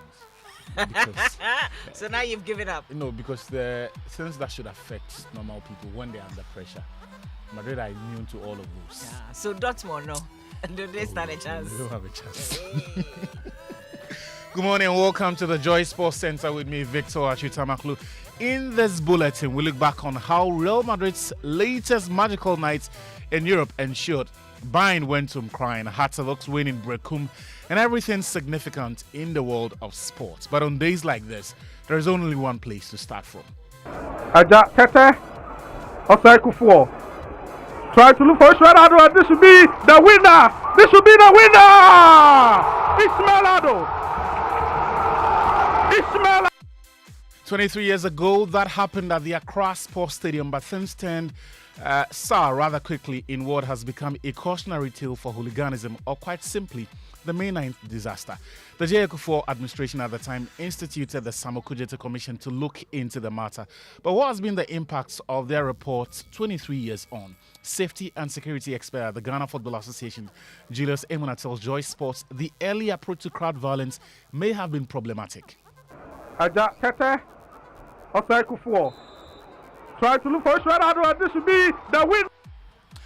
We'll bring you that insight subsequently. So he was essentially speaking about the misprofiling of the problem that was crowd violence and the approach by the security services. There are fears that the aspects of the reports may be obsolete. Kwame Jumajiman is Communications Director at Ghana Premier League side, Legon Cities. Between 2001 and 2024, a lot has changed with football all over the world. If you want your brand to compete, you have to look at the uniqueness of your brand. If your brand is in a position where in 2024 you are competing with so many eyeballs, and let's say if a game between Kotoko and Hearts can be played at let's say after 6 p.m. to get returns on that? Why would you still want to be playing it, if you like, in the hot sun at 3 p.m., for example, on a Sunday afternoon with all the competing interests that come with a game these days? Former Kotoko Express editor Jerome Motre has some ideas on how to deal with the problem. If I walk on the street of Accra and I hold a club in my hand and go around striking people I disagree with, the police won't let me go beyond a kilometer. I will be arrested. But I can put up this same behavior at the stadium per what I have seen. There's a high chance that I'll still sleep comfortably at home the next night. And I think that is what is lacking in terms of dealing with the security situation at our venues. If we will have the police getting hold of the hooligans, taking them to the law courts, prosecuting them, and making sure they get a conviction against them, I think the degree to which we see these incidents will be reduced to the barest minimum.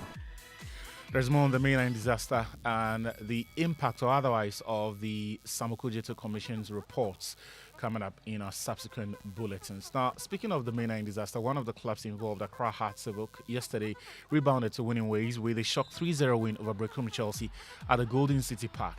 Hamza Issa gave the Phobians the lead after 23 minutes for his 12th goal of the season, making him the joint top scorer of the season alongside Stephen Amankona. Linda Mtangi and Kasim Cisse scored the other goals in the second half. Here's Hearts coach Abubakar Watara. I tell you, before the match, today we feel better. We are going to do the things seriously. I expect him to win, but 3 goals is football. We can win 1-0, 2-0, 3-0, but we need the points. I tell you, it's the mental problem. The boys are starting to understand, because we have some people who want to pollute the mind of the boys, but now the boys are starting understanding. Just psychology problem. Everybody can come. It's like army. If you are not there, somebody can replace you. No problem. Meanwhile, Brecum Chelsea coach Samuel Bwedu was left regretting the chances his team missed on the day. It was not good at all, because this is the first time that we have played this match, but it's a part of the game, and I know that we have to correct the mistake that we made during the game. Got opportunity to score during the first half, but we squandered all the chances. That's the football. When you get opportunity and you misuse it, when it comes back to you, definitely the opponent will be punished. That's exactly what happened. Hartlepool are now 11th on the table with 38 points, 6 away from the drop zone, while Chelsea remain 8th with 41 points in the Ghana Premier League. Moving on to some boxing news, and yesterday the first vice president of Ghana Boxing Authority, Rabon Nidodu, announced his resignation from the role. In a letter released yesterday, he cited personal reasons for his decision to resign. Joy Sports editor Nathaniel Lato has more on this situation. So I'd like to immediately refer to the Ghana Boxing Authority's constitution, specifically Article 7.7, which states that, and I quote, where a national executive office becomes vacant as a result of infirmity of mind, resignation, death, or removal, the National Congress shall call for a by-election to fill that vacancy, unquote. So clearly, the onus will lie on all the stakeholders to have a by-election, and that will mean that there will be a lot of lobbying, there will be a lot of campaigning silently in the background for this position. All right, so Nathan Lata with a lowdown on the happenings at the Ghana Boxing Authority. UEFA Champions League action next. Nacho of all people, Rudiger! It's 2-1, it's offside. It's not going to count. Joselu thought he'd won it. There's a check. We're going to be talking about inches here. Real Madrid have turned it around. Last night, substitute Joselu scored a late brace as Real Madrid snatched an incredible win over Bayern Munich at the Santiago Bernabeu to reach the final 4-3 on aggregate. Bayern stoked relentless pressure from the host for an hour before shockingly taking the lead with the opening goal through a wonderful hit from Alphonso Davies. The Bavarians could almost see Wembley on the horizon, but drama unfolded in stoppage time. 2 goals in 3 minutes from Joselu sent the Bernabeu wild and booked Ancelotti's team a trip to Wembley, but not before some late controversy where Bayern thought they had leveled matters late into the game.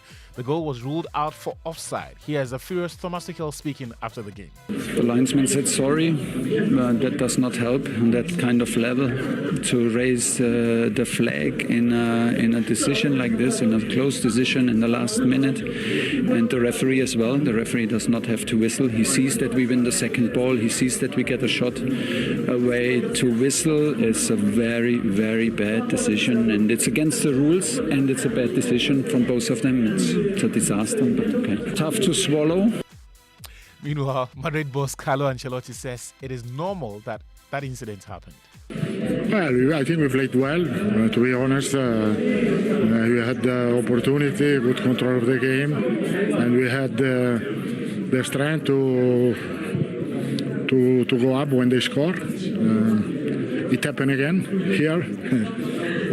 It's quite usual that the Bernabeu, with the support of our supporters, we can do something that is unexpected. Yesterday, the Joy Sports team watched the game with you at the Heritage Craft Brewery in East Legon. Some of them spoke to us after the game and expressed mixed feelings, particularly the Bayern Munich faithfuls. Oh, Charlie, I don't even know what to say. Madrid, it's not a team, it's a way of life. You understand? Like, it's a way of life. Hey! Yeah, you see, my phone was about to fall, but I didn't fall, because it's a way of life.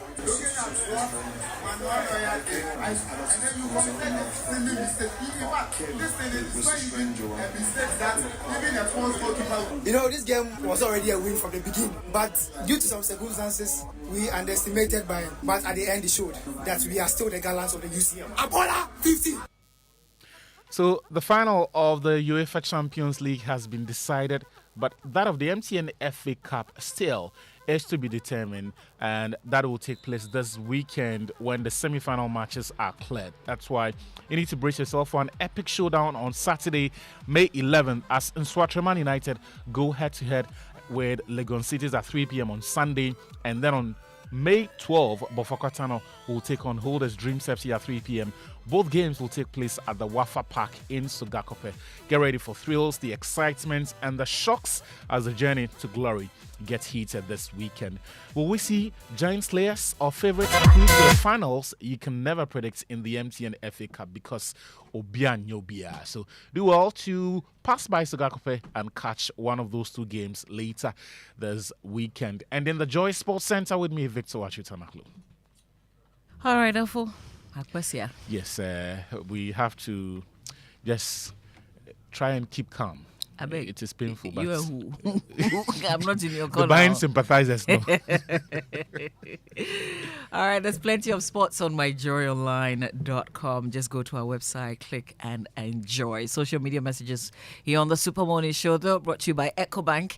A better way, a better Africa. Malatu from NS Chemist. Malatu power over malaria. GTP lifestyle, then Rapinol.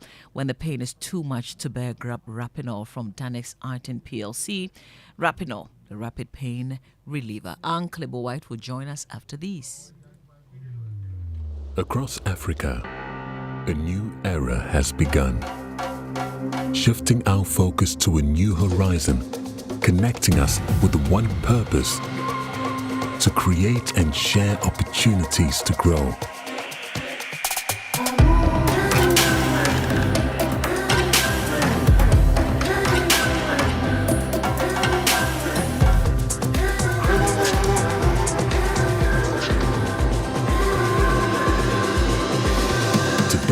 We are making a brighter tomorrow, built by our dreams and our energy.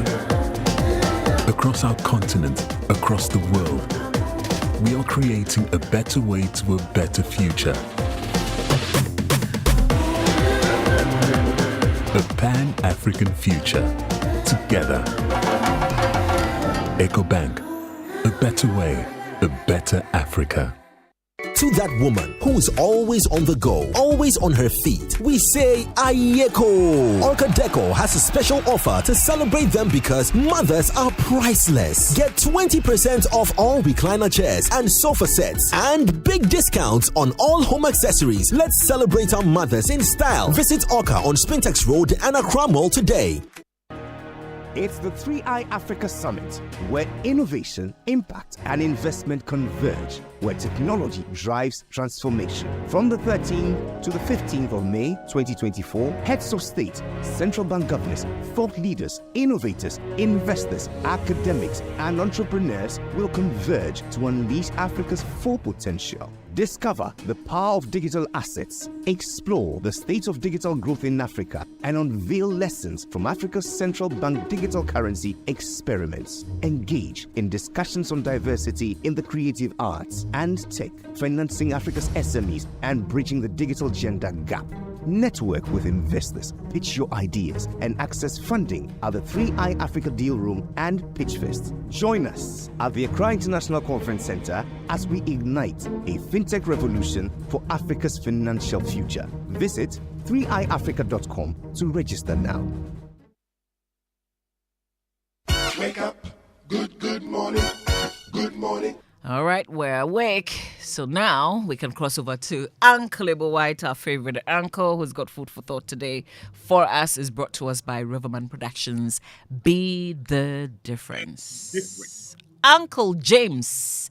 Gorgeous. I missed you on Monday. Oh, I did too. Monday was no vibing, so. You did your thing. Small. But how are you doing? I'm very well, thank you. How are you doing too? Hanging in there. Nice. The problem in Ghana these days is that even when you're not well, you don't have anyone to tell. Because everyone is carrying a heavier load than you are. True. And now do the show, then you keep moving. That's it. God day, so we day. Oh, God day, plenty. Well, gorgeous. This weekend is Mother's Day weekend. Mm-hmm. This morning, I want to remember my late mother. Oh. My mother had 5 boys with my father. It was their second marriages to different spouses. In my mother's case, her first marriage produced 1 son. And after that son, for some strange reason, she suffered a series of miscarriages and death of her babies in their infancy. Her husband used that misfortune as a reason to divorce her. After the divorce, she relocated from the western region to Kumasi to get over the trauma of the misfortunes and of the divorce. She restarted her life in Kumasi, first working at the kitchen of Prempeh College at the bakery session. So it was a matter of great pride for my mother when years later, her son, Kweku Amfo, became a mathematics tutor at Prempeh College, the same school in which she had been working in the kitchen. It was while she was working at Prempeh that she met my father. And soon after they married, she quit her job at Prempeh and, on the advice of her auntie, took to selling smoked fish at the Central Market in Kumasi. Then Osajifo Dr. Kwame Nkrumah built a new market in Kumasi, the Asafo Market, and also established an outlet for the State Fishing Corporation with its own co-store at Edum. The management of State Fishing Corporation approached a number of the women selling smoked fish at the Central Market and offered them space at Asafo Market if they would switch from smoked fish to fresh fish. My mother was one of the first women to see the potential of the new business opportunity. And that is how she gave up her stall at the Central Market for a place at Asafo Market. Then my father died, leaving her with 5 boys. I was the first, and I was only 14. Kwame Nkrumah had been overthrown a few years earlier, and the neglect and subsequent collapse of State Fishing Corporation had begun. And so the co-store in Kumasi had no stocks to supply the women who had become his outlet. But the women were clever.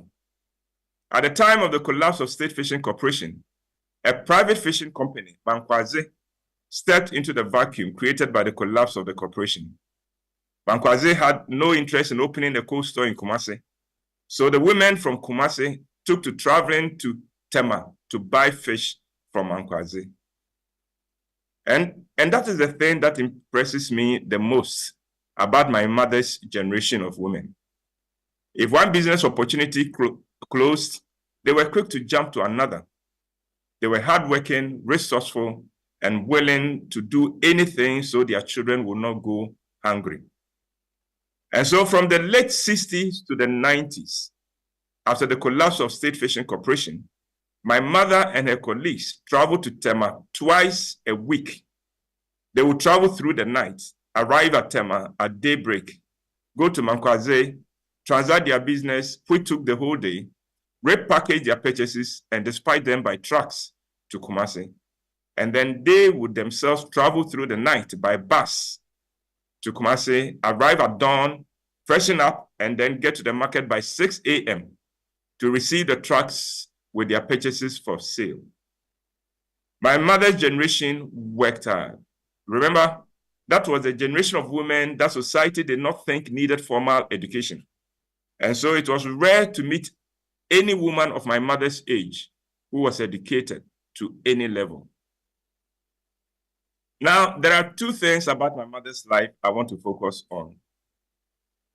One had to do with the way women in Ghana were socialized to believe that they could not function without men. When my father was alive, my mother toned down her strengths.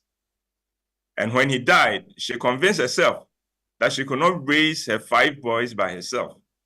And so she dispatched Kweku to Sefiyoso, Bernard to Accra, and Anthony to Emina, to various uncles and aunties to ease the burden of being a widow. Jude was just about a year old, and so she kept him to herself and retained me in Kumasi with her to help babysit Jude. My mother did not need to send any of her children away, but she simply accepted the lie that a woman could not do much without a man. Now, with my father out of the way, she began gradually to assert herself. She did not have to hide behind the shadow of her husband, and so she stood tall. She renovated our house at South Centreso and added more rooms for renting. She was all about additional income streams. And then when she realized that she could raise her children by herself, she went back for Bernard and Anthony. Kweku was then in the training college. My mother doubted her own strength, and it took time for her to wake up to the truth that she could do more for herself and her children than society said she could. The second thing about my mother's life is that although she did not have any formal education, she proved to be deeper and more intelligent than most educated men, at least the men she dealt with. Let me just give you one example of what I mean. My mother had always been CPP. You know, much like today, your political party affiliation was imposed on you by your tribe. So if you were Fanti in Kumasi in the 50s and 60s, you were supposed and presumed to be CPP, and there was nothing you could do about it. Just as today, if you are Ewe, you are expected to be NDC, and people will not believe that you are not. And if you are an Ashanti, you are supposed to be MPP, and you can forget about trying to convince anyone otherwise. So by virtue of being Fanti in Kumasi in the 50s, my mother was branded CPP, a fate she accepted after she had been violently attacked at Kejetia after being overheard speaking Fanti. She lost the twins she was carrying in her womb from that attack. So in the 1969 elections, she went all out for Bedemes now. At the Bantama constituency level, she was elected as the chairperson for the party, but she asked to be the vice chairman because she did not want her lack of formal education to affect the constituency. But the quality of her submissions were such that the members were more than happy to overlook the fact that she did not have any formal education. In the 80s, my mother came to spend some days with Florence and I in Accra. During the visit, I took her along to one of my preaching appointments. At one point during the service, out of habit, I crossed my legs. She leaned over to me and said softly, Ebo, we are in the house of God. Put your foot down. Now, gorgeous, I was in my 40s then, but I have not crossed my legs again in church. Anytime I'm tempted to do so, I hear her voice. We are in the house of God. Put your foot down. Her maiden name was Beatrice Akins, but everyone called her Antiama, and I was blessed to have her for my mother. In her honor, I wish all mothers a happy Mother's Day in advance. May your children and your grandchildren make you proud. And gorgeous, that is my presentation for this morning. Ah, that's beautiful. You remembering your mother, Beatrice Akins, Antiama. Yes, Antiama. Yeah, it's lovely. Antiama, who did not like fighting women. She preferred to fight men and beat them. That's it. And that was a legend. That was a legend about her, both at Kumasi Central Market and Asaf Market. Everyone knew. That's how you do it. Yeah, if you're a woman, she will ignore you. You can provoke her all you want, she will ignore you. But if you're a man, lie. then it's on, and she will beat you. Well, we also honor the woman in your life, Uncle Ebo, Auntie Flo. Happy Mother's Day. Yeah, Bishop. Yes. You know, let me tell you something. In the early days of our marriage, on a Mother's Day, she asked me, are you not going to wish me Mother's Day? And I said, look, Florence, the things you and I have done, if you were my mother, we are going straight to hell. Oh, sir.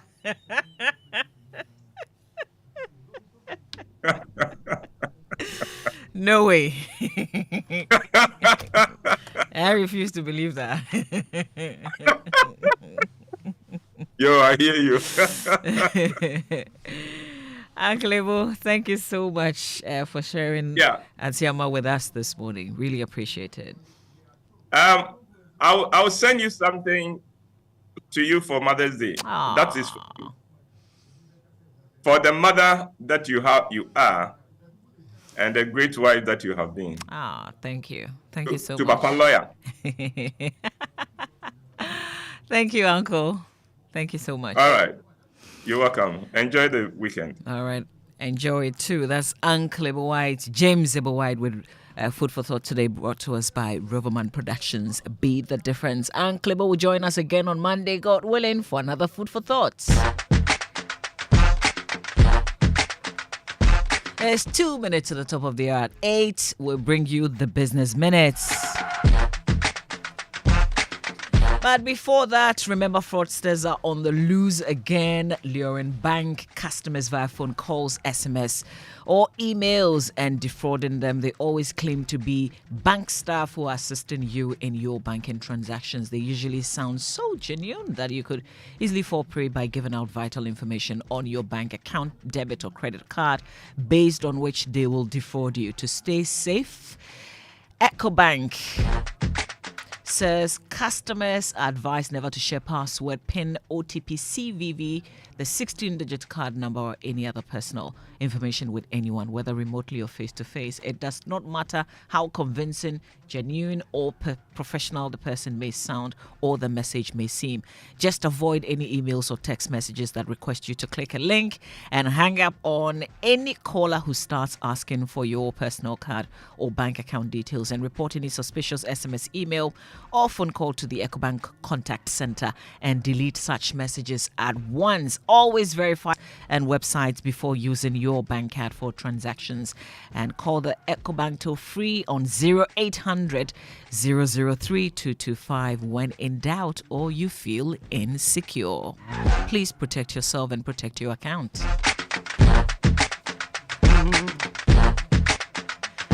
It's 8 o'clock now, so time for us to bring you the Business Minutes. Is brought to us by Consolidated Bank Ghana CBG. We stand with you. Anointed Electricals, the generator experts, and Waikari Capital, together towards tomorrow. Hello, welcome to the Joy Business Minute, brought to you by Consolidated Bank Ghana. We stand with you. Anointed Electricals, the generator experts, and Waikari Capital, together towards tomorrow. The Ghana Statistical Service has expressed the need to align government's policies in the Greek sector like the Planting for Food and Jobs program, Phase 2, with data to help control food inflation.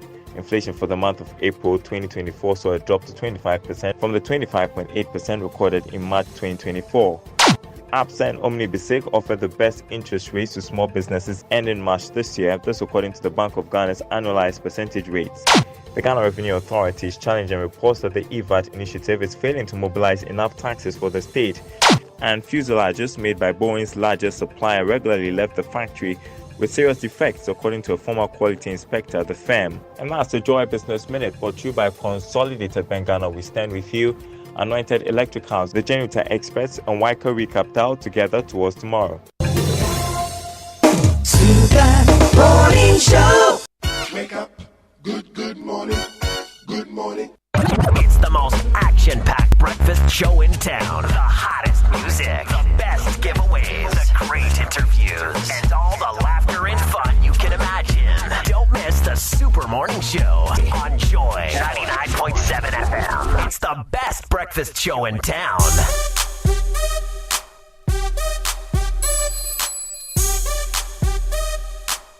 Coffee in your cup and joy on the set. The Super Morning Show is always the best bet on Joy 99.7 FM. It's Joy 99.7 FM, 2 minutes after 8 on the Super Morning Show on a Thursday.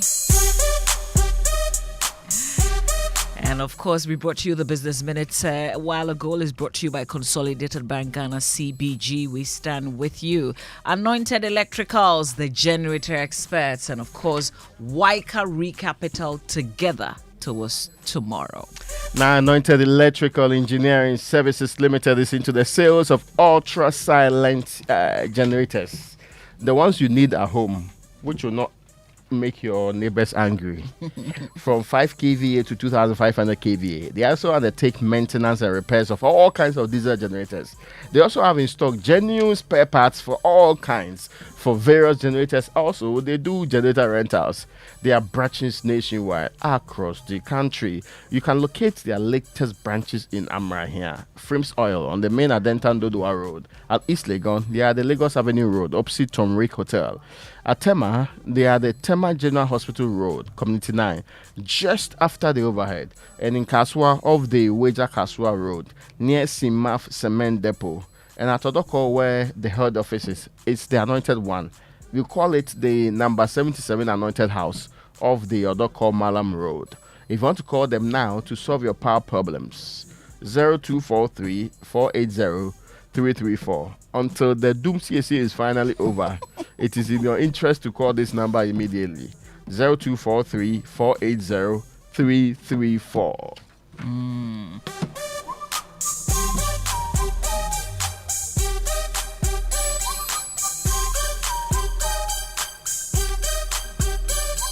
It's your birthday today, Maltiti Abdul Mateen of Fountain of Youth International School. May this special day of yours bring you the same joy and happiness you have brought into our lives. May your journey ahead be full of peace, blessings, prosperity, and endless love.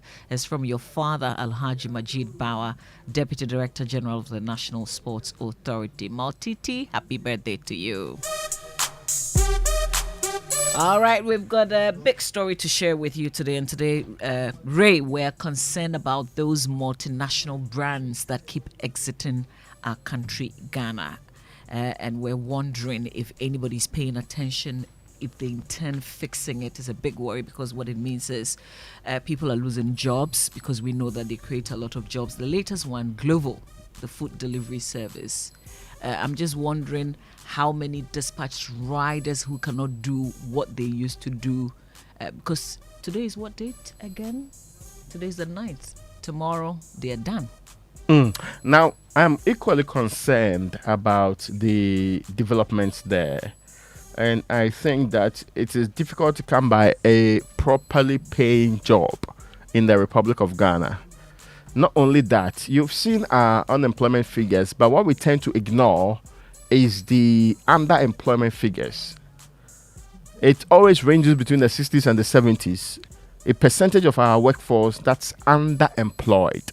It's a very huge one. Now, anybody losing their job at any place, a meaningful thing to do is painful. Again, I ask my question to the people whose responsibility is to plan the state. What's our plan? In the next 10, 15 years, which sectors of our economy will be developed in ways that Ghanaians are in the commanding heights? And that's to me a key question. Yeah. So that we are not put in fear when international companies sometimes decide to pull out for reasons. So many reasons are making that possible.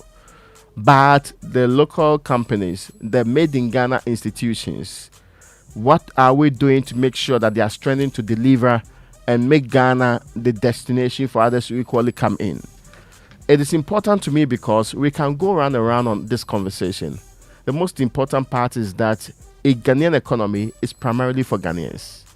And we should be able to promote and fill in wherever the need is and wherever there's a need to build a proper system. As for the ease of doing business, we know it is, to say the least, terrible.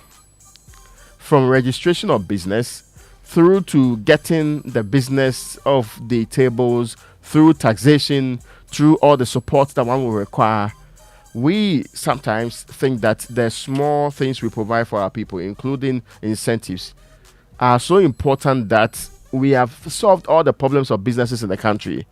But there are still massive problems that business face every day. I think we do not have a business-friendly outlook. Regardless of the expressions we use, golden age of business, engine of growth, and all of the other terminologies that become mere cliches. If we say those things and then frustrate businesses in the Republic of Ghana, we will suffer the results thereof. Yeah. They can't produce the jobs that you want. They can't produce enough resources, and they cannot make enough profit for you to tax. That is simple. It is in the interest of the state to facilitate businesses performing their roles or making sure they grow so that they can tax them properly and get the monies they want from it. Other parts of the world, their countries lead business to go and find jobs and opportunities for them elsewhere. We make it very difficult for them to even survive in the Republic of Ghana because at the core, we take a sheet. You know what we do? We take a sheet. Let's 50 businesses, top. This one's MPP. This one's NDC. MPP, NDC. Okay, no. If you collapse this one, we can put our man there and give the job to our man so that they will not go and fund the other party against us in the next election. That appears to be more interested, we appear to be more interested in that than promoting the businesses. What we forget is that if we collapse that business, we are basically telling some people to go home. Families, MPP, NDC families will now be jobless or struggle to make ends meet. This is simple, but it's the myopic view of the Ghanaian politician that makes it almost impossible. So you look at it. Today, we know the businesses that are thriving, getting all the jobs left, right, center. Tomorrow, when things change, you see the ones that are also thriving. Some businesses may have to even do the inconvenient thing of purporting to be in bed with all parties. Yeah. Yeah. And even that, Just to survive. if you appear to have slept on one side of the bed for too long, they notice. So we are just, see, somebody told me a story about Nigeria, that even after coup d'etats, Nigerians don't kill businesses. And we didn't start today. We had a long history of targeting, destroying, undermining Ghanaian proper legitimate businesses. And I stress the legitimate businesses. So that our cronies will set up improper, illegitimate businesses in replacement of them. That cannot be allowed to continue. Because tomorrow, somebody in a different country for 200 years supported a business to be a multinational. How many of those businesses are we supporting in Ghana to be multinationals? Yeah. We should tell ourselves that. We should be able to boldly say that, a Ghanaian business from Ghana, which started in 2024, in 2054 or 2060 or 2080, is actually controlling the world and this percentage of the economy. Can we say same of any of our sectors? So I think that is an opportunity now that we are concerned about others living, for us to rethink about what the Ghanaian businessman is supposed to get so that they become big businesses like others are doing. Yeah. I'm just wondering, Global, for instance, partners over 1,000 food vendors. We're not just talking Accra, we're talking Kumasi as well. And they have presence also in parts of the central region. can we fill this? But also the reasons for some of these multinational brands exiting the country. They're citing profitability challenges. And the popular reason they give is we are reassessing our investment priorities because they have presence in other African countries. Yes. Why do they find it more favorable remaining in Nigeria, in Kenya, for instance, and exiting Ghana? Let me do a small analysis on this. One, you think deeply about when our domestic debt exchange is supposed to truly end. 2030 something, right? You get what I'm trying to say? Mm-hmm. It affects so many things about our economy. We are cut out of the international capital market. We cannot fund some of the biggest projects that we are supposed to be funding. So there won't be construction and other things. If you target the growth trajectory and anybody can do the projections, now in the next 5 or 10 years, growth is not going to be on the uptake. And it's going to actually have difficulties. Smart businesses will now do the projections on their own and say, there is no sensible reason why I'm remaining in Ghana because it appears consumerism is going to be on the low. People will cut back because they don't have excess money to spend. Industries will not be able to borrow as much and also recruit people, so many jobs will actually be affected. So when they do these projections, at least you use our domestic debt estate plan as a template. They can plan and say, no, Ghana is not prospering anytime soon. The same way when oil came, we attracted a lot of businesses because they saw the potentials for growth. You get that? And despite our growth rates, you remember 2011 and Co-14 and all of those percentages, businesses, they are not Father Christmas. They are not a Catholic relief service. They are not there to make you happy. They look at the books and the numbers, and it becomes untenable to remain doing business in your country. When you default on your debt, the signals you are sending to them is that it will be difficult to pursue business in this country. Or even when they want to raise some of these LCs, and you don't have the requisite institutions with the AA rating to be able to do that for them, immediately they think it will be difficult to run. When they don't see the potentials for further growth, they have to scale back. Mama V, small businesses do that. Big businesses do that. Yeah. What makes you think that multinationals cannot do that? It's funny. It's a reflection of a certain mindset with which we all approach business. Have you noticed how a landlord, after building his house, wants to immediately recoup all of the money he spent on it in the first year? That's the real reason why we don't rent by the month. That's why we are always renting out 2 years in advance, 3 years in advance, or whatever it is we can get away with. Because we want to recoup all of our returns immediately. We are running government like that. The way we are taxing businesses is just like that.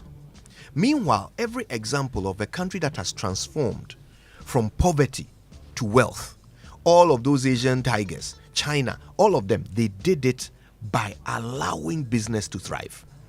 Doing whatever they can to make a business comfortable so that it will generate jobs, will generate revenue, and then you can tax them reasonably. You don't tax them in a way to clear all your debt today. You don't tax them in a way that you want to pay all your bills today. That's what we are doing at our ports. With zero input, we are claiming so much money from those who are attempting to bring business through our ports, bring goods through our ports. We are putting nothing into their effort, but we are charging them almost the value of what they are bringing. In some cases, more than the value of what they are bringing. Meanwhile, our neighbors are willing to let them in at more reasonable terms. Even with smaller ports. Yeah. So at what point in our lives will our economy improve? Yeah. If this is our mindset, at what point? Then let's forget it. Because they will all leave. Yeah. They will, apart from those who are coming in and are smart enough to come and pay a bribe. Or play the long game. Thank you. No, I'm even talking about those who end up with tax rebates. Oh, and, okay, yeah. Because obviously he has already recouped a chunk of what's supposed to be from the beginning. Apart from them, who else will stay in this country? And it's not like we are doing it in a way that will allow a local business to take their place. That's because what I was saying. Yeah, face the same problem. Yeah. I'm just thinking, the reasons that they give, the high cost of borrowing, the astronomical taxes, elevated inflation, the perennial exchange rate depreciation. as the reasons for their exit. Our local businesses are also facing same. All of So them. if you're a All of business, we're asking, how are you doing it? How are you managing? I mean, are you also contemplating exiting? But to where? That sound that the Kama boss, you remember the sound that he gave? Yes. There's a part of it that some people ignore. He says, I'm affected by all of these things. Then every day, GRA2 is on your neck. Yeah. He's got electricity. Yes, also yes, to yes. pay. The same government putting pressure on GRA. Get the money for us, get the money for us. And in tax collection, you don't have to spend more than the amount you are going to collect. On Exactly. Yes, Exactly. So they will target the people who are established units. They can go in and will affect them and they raise it. But by so doing, when you know that we've all had difficult years and there's not been proper rebates for any of these legitimate businesses, what then happens is that they are forced to now look at their state. Our growth plan was to actually increase our workforce by 50% by doing this and that and that. Let's cut back. Let's make sure we are now staying afloat and merely surviving. By not doing that, we are limiting the chances of them recruiting from universities and also increasing our unemployment rate. Government ought to think in those connections. It is only when that gentleman actually leaves school and gets a job that the Students Financial Aid Office, the Students Loan Trust Fund can take a loan, can pay back. Yeah. But the guy's not getting a job. He's merely surviving. And imagine, some of these people have to live with their parents for years. And every day, the things their parents will be telling them, won't you go and find a job to do? And he's struggling. And that's why when he sits on social media, his entire vision is that I have to leave this country. Because he's living in a form of embarrassment that every day nobody wants to live that kind of life. It is the lack of My friend says that if you are not employed, anything that gets missing in the house, you are the first culprit. You are the first suspect. No, that's really what a poor economy does. Yes. You lose your dignity. So it affects people in different areas. Then you create anger in the people. Then you create a society that has all the ills flourishing. So it's in our collective interest that, and especially when we have chosen capitalism as our, sometimes I don't know if you understand. I don't understand how all the parties. Yes. Of all the parties that would superintend over the collapse of an economy and the return to what we were over 30 years ago. Golden age of business. That was John Kofor's slogan. This same theory. Imagine, of all the parties that would force us 30 years back, why would it be this one? Well, listen, join us, particularly if you run a business. And also with these exits, with the very latest one, tomorrow is the 10th, and it will be goodbye from Global. How is that impacting your life, for instance? 055-1111-997. That's our WhatsApp number. You can join us. Also post on X with the hashtag Joy. SMS is Joy997 on X and on Facebook as well. But we have the SMS poll. That which we're going running. Strong. Yes, very interesting. So we're asking you to rate this government's fight against corruption. And the options are excellent, fair, or poor. I want to change my mind. Okay. I've got the results. So as at 7:56, excellent says 5%, fair 6%, and poor 89%. Oh, new results. Okay. All right, here we go. The latest. Excellent has gone down to 4, fair is 5, and poor is in the lead with 91%. How will you rate the fight against corruption? Oh, why are my comrades in the Flagstaff House? Have they not seen the poll yet, or they are not? They are awake. 5%. They are there. No, it's gone to 4. Yes. Okay. No. I think that brethren should wake up. A few other branches need to. Yes. Please. So somebody sent me this. Okay, I'm yet to independently verify, but most of these numbers look very familiar. So he says, look, import duties alone add up to about 56% of the value of what you're bringing in. Okay. Then, in addition, you have the following taxes: VAT plus COVID, NHIL, and Get Fund, 21.5%. Withholding services, 7.5%. Rent, commercial taxes, 15%. Residential taxes, 8%. Goods, 3%. Works, 5%. Tax, 25%. Dividends, 8%. So let me ask you, where is the profit? What do they have to do to make profit? Indeed. That's an important question. They're not honest. You have to do. So that's why some people do not prefer legitimate business in the Republic of Ghana. Because it's becoming, when you do legitimate business, you are going to suffer at the end of it. You get what I'm trying to say? It's a punishment to do legitimate business. And we are not having the conversation. See, I'm not hearing government Trade Ministry headed by Katie Hammond, which I felt was a mistake. Now, I've not gotten them tackling these issues at the core. At least in times past, we even pretended that we have formed committees to deal with inflation, exchange rate, and all of the other things. But now it's as if we are ignoring it. A country who's exchanging almost 18 cedi of their money for a single pound. 1 pound, almost 18, 17 point something. Dollar, 14.45 to a single dollar. And it is the rate of depreciation that is scary. Just last month, it was 13. Yes. Just last month, it was 13. So in a month, in the space of a month, people have lost money. And last year, we were fighting and said, Jesus, let's not get to 20. All right, so more on these here on the Super Morning Show today. Big stories brought to you by Telecel, connecting Energy's latest from your partner for life, and Equity Health Insurance here for you. All right, if you're dreaming of the perfect sofa to upgrade to this year, your dream sofa is now a reality at Latex Foam, introducing their sensational V sofa range where comfort meets style at prices that'll make your heart skip a beat. Hop into any Latex Foam showroom across the country and dive into a world of colors and choices, from the sleek L-shaped V sofa at just 3,100 Ghana cedis to the complete V sofa set for an unbeatable 6,500 Ghana cedis. You have the opportunity to elevate your living space with Latex Foam, your forever partner in comfort and luxury. Hurry, your perfect sofa awaits. Latex Foam, your partner for life. Now you're about to have the world at your fingertips because the wait is finally over. Telecel is here. Now you have everything, absolutely everything you want and need. Quick and reliable communication, stress-free money transactions via Telecel Cash. Transforming your big business ideas into success stories with Telecel Business and more. Connect with Telecel and enjoy a world of endless possibilities. Because with Telecel, there's no limit, absolutely no limit to connections. Telecel, connecting energies. That's right. And you know, life can be unpredictable. And when health issues arise, it is reassuring to have the right support in place. For this reason, Equity Health Insurance has introduced the ABS policy. With Equity Health Insurance's ABS policy, you can enjoy the peace of mind you deserve for as little as 15 Ghana cedis a month. You stand to benefit up to 500 Ghana cedis anytime you are admitted to the hospital. Equity ABS is designed to provide you with some financial support during your hospital stay, ensuring that you can focus on your recovery rather than worrying about mountain bills. So why wait? Secure your future with Equity Health Insurance's ABS today by calling 0202 693 237 to sign up. Equity Health Insurance, here for you.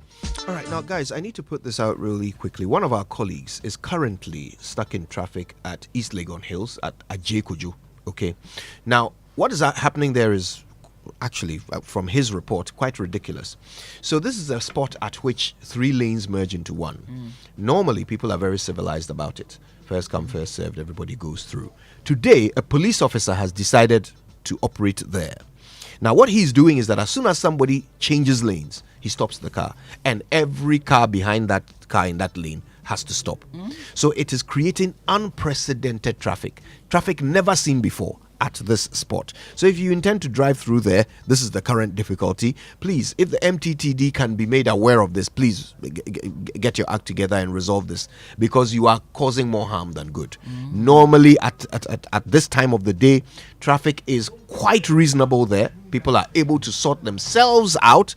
So I think you may have deployed resources to solve a non-existent problem, and rather you've created one. So now that people have been stuck in traffic there for almost an hour. Wow. Almost an hour on a work day.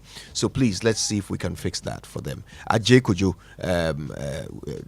East Legon Hills. All right. Happy birthday, Mrs. Joanna Paula Odame, is from your husband to you. Enjoy your birthday. It's 24 minutes after 8. This is the Super Morning Show. Wake up. Good morning. Good morning.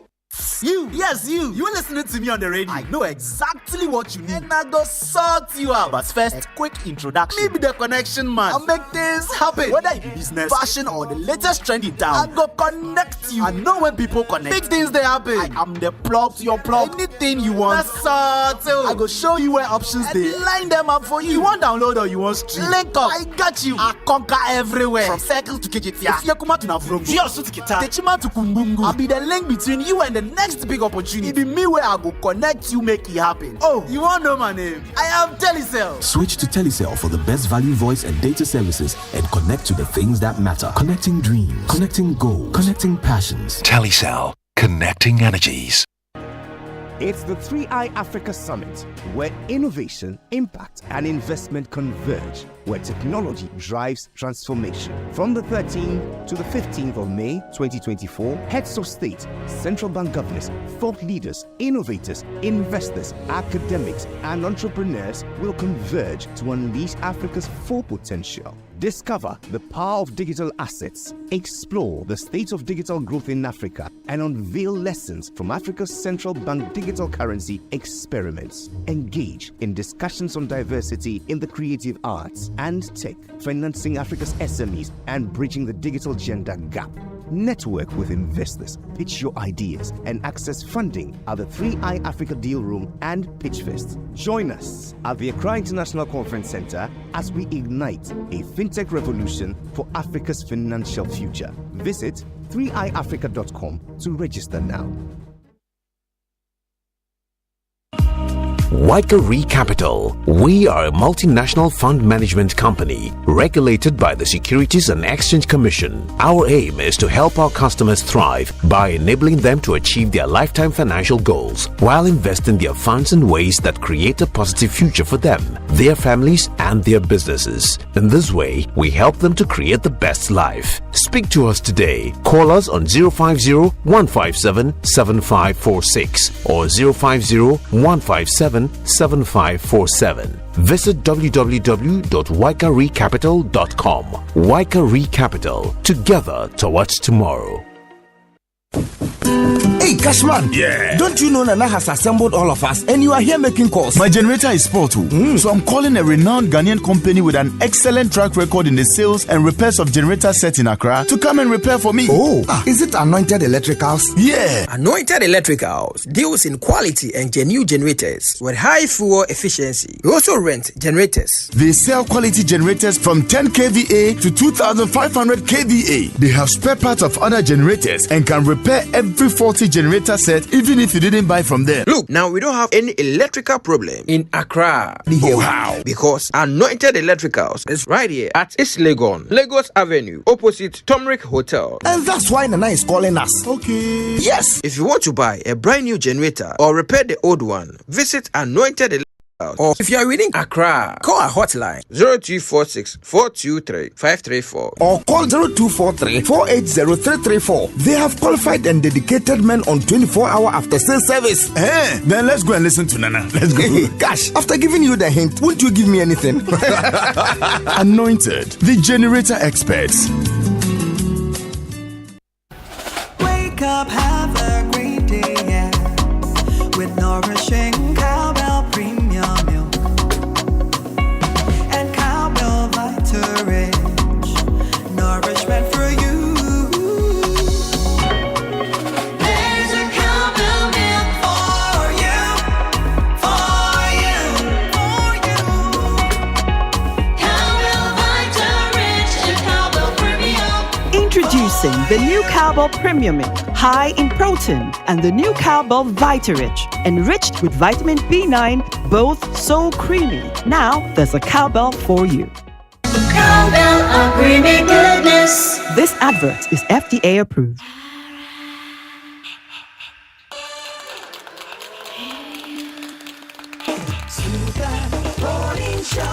Coffee in your cup and joy on the set. The Super Morning Show.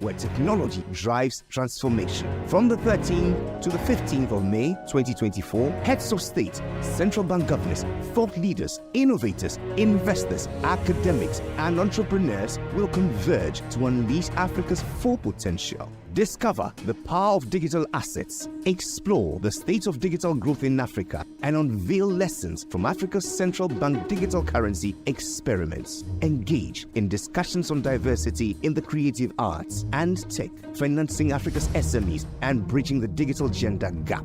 Network with investors, pitch your ideas, and access funding at the 3i Africa Deal Room and Pitchfest. Join us at the Accra International Conference Center as we ignite a fintech revolution for Africa's financial future. Visit 3iafrica.com to register now.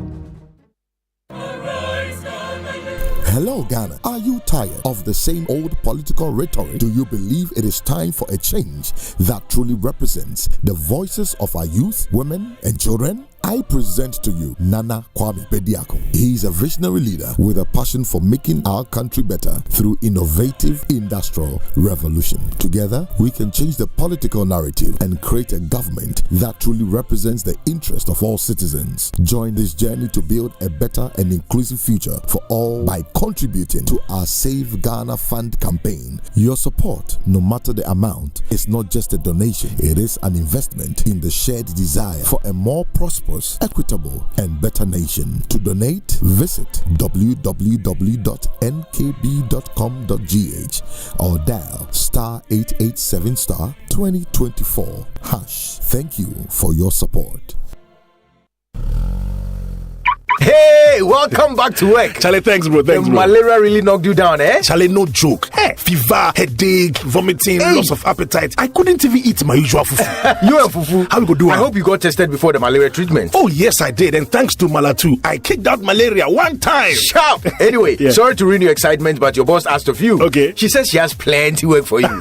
No problem, Charlie. Strength day. You see, When malaria strikes, take Malatu, containing Artemether and Lumefantrine. Comes in tablet and suspension for the effective treatment of malaria in adults and children. If symptoms persist after 3 days, consult your doctor. Malatu is manufactured and distributed by Ernest Chemists Limited. This advertisement has been vetted and approved by the FDA. For 15 years, Quick Credit has been your trusted partner in micro-lending, empowering lives and making dreams a reality. Today, we're excited to announce a new age. Quick Credit is now Bills Microcredit. Still committed to serving Ghanaians and changing lives, Bills is here to show you that everything is possible. Join us as we embrace a brighter future. Bills, financing your needs.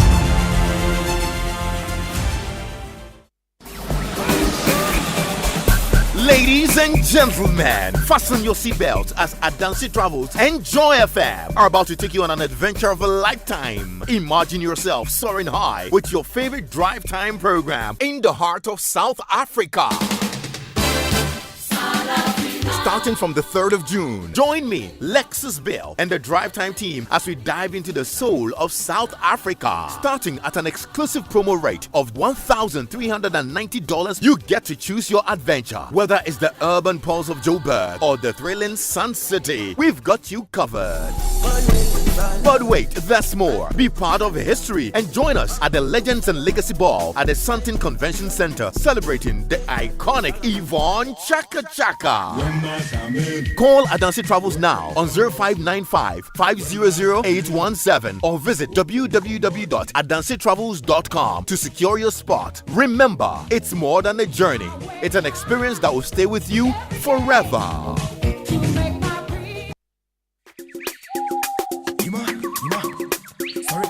Coffee in your cup. Enjoy on the set. The Super Morning Show is always the best bet. On Joy 99.7 FM.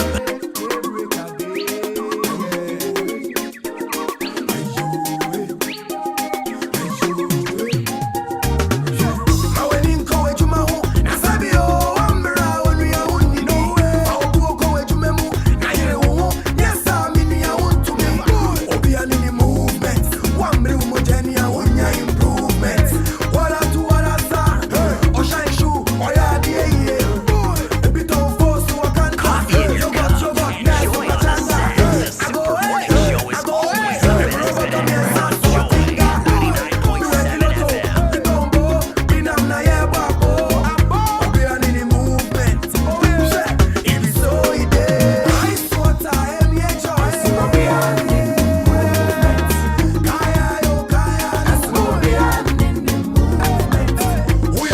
It's 8:43. Welcome back. It's the Super Morning Show on Joy 99.7 FM. And today's conversation is an important one.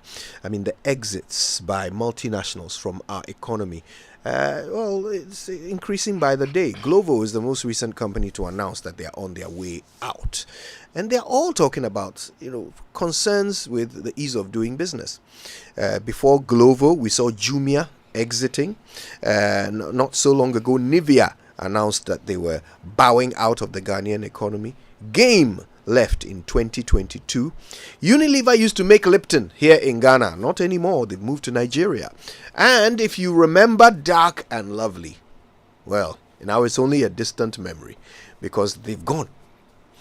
So what does this mean? Apart from the obvious impact on the economy, what does this mean for local industry? Are they even able to fill in the gap? Will they be able to succeed where the multinationals failed?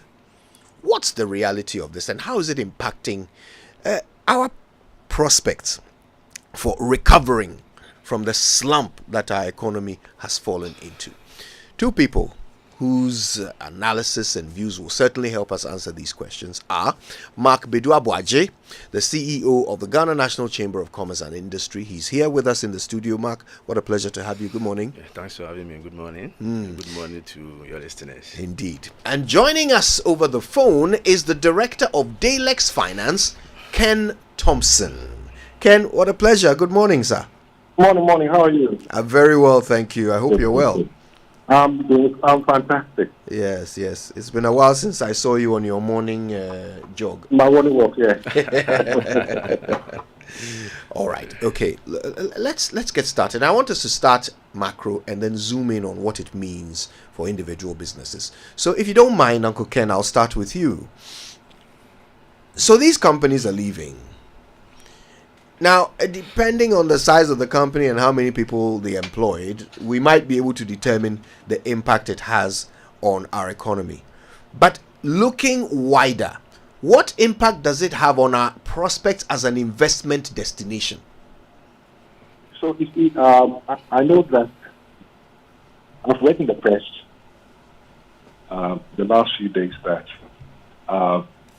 the announcement was incorrect. I don't know where that's coming from. But if I'm a betting man, I'll bet you 100 cities that they were leaving.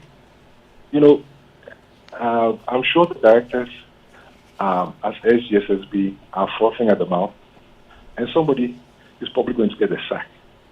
Because, bringing out all this negative, I use negative with small n, information about the Ghanaian economy at this time, you know what it does? It depresses their share price. Right. Yeah, it depresses the price. But why are companies leaving? For me, it's very simple. The government of Ghana doesn't care about the private sector. The government doesn't care about creating jobs. The government is not interested. It's only interested in governments and the people that benefit from the largest. The government of Ghana does not listen. I mean, every time we complain, we reel out projects that have been done. We build this block. We build this garden. We build this fountain. Who cares? I mean, we're in a situation we're living day to day. We cannot plan. We don't know where we invest. Our hard-earned savings are gone. And, nobody's listening. The government does not care. All the government cares about is spending more and more money on itself. So, what's the consequence? Interest rates are high. You can't do business. The population is poor, so they can't spend. Infrastructure, critical infrastructure is weak. Water, electricity, roads is weak, and when you can find it, it's expensive. We talk about Ghanaian indigenous businesses taking over.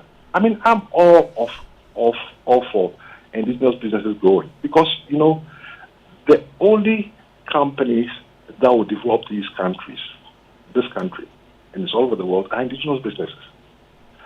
But even if the indigenous business take over away, they'll face the same problems, and the small capital they have will be eroded. I mean, Ghanaian entrepreneurship is very, nascent. It's very new. maybe last 20, 25 years, 30 years, people started to really become entrepreneurial. They'll go back to square one. If you start a business last year with 100,000, that 100,000 now is worth probably 30,000. I mean, who does business like this? How can business thrive? The government is not interested. It's interested in spending more of our money. And when we complain, they talk about projects they've done. And it's all done with debt. I mean, really, who cares? Nobody's listening. You cannot plan. You don't know where to invest. We're living day to day. The legal system is the commercial litigation process is torturous. That's not a business environment in which any business can thrive. So it's got nothing to do with multinationals. I mean, the sad thing is that having multinationals as part of the economy, it's like when you have a CV and you say, I work for multimedia and I work for CNN. I mean, it gives you credibility and it attracts other people to use you. So who else is going to come and invest? And we need people to invest. Let's deal with the issues and stop going around in circles. That's the real issue. I mean, it makes me extremely angry. Nobody is listening. We're not interested in projects. We're not interested in the next hospital. I'm not interested in the next school. I'm interested in how I can plan. Have a framework that allows me to plan. I can't plan more than one day. What system is this? That's my take. Thanks for that. And stay with us because there's a lot more I want to hear you on. Mark, I would have thought, you can tell me if I'm wrong, but I would have thought that these exits would be good news for Ghanaian businesses. I mean, are you pleased that these gaps are opening up in our market? I don't think it's a good news for us. As Ken rightly said, it's sending a signal that there is something fundamentally wrong with the business environment. And if you look at the reasons they cited, these are reasons that are affecting even domestic businesses.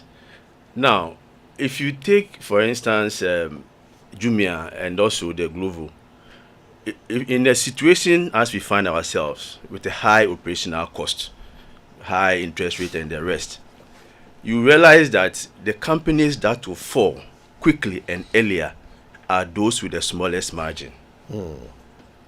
Because their business model depends on the ability of the Ghanaian to purchase a product, a food.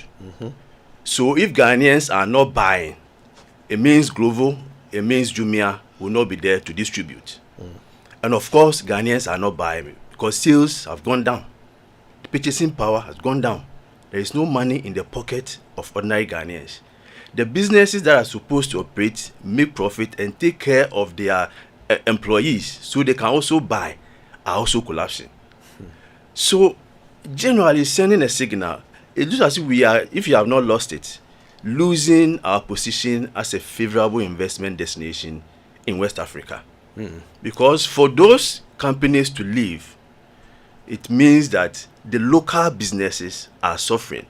But those businesses usually do not have an option to leave. And most of them are dying day in, day out. 2, 3, 4 years ago, if you have observed, there were a number of the courier companies running around Accra, motorbikes with this box behind them. Check and see whether they are still there. They are all gone. I know one of them that was employing about 25 riders, 25, and 15 office operators. Now it's totally gone. Those people are home. The bike that they use at that time, the Boxer bike, was probably the most cheapest one they were using.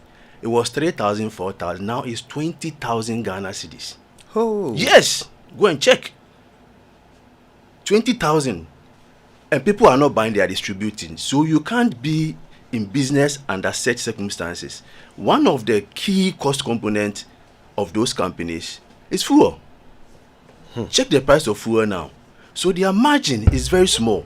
So if they are not able to make a lot to cover their operational costs, to cover their variable costs, there's no sense for them to stay in here. They have an option to leave, so they have left.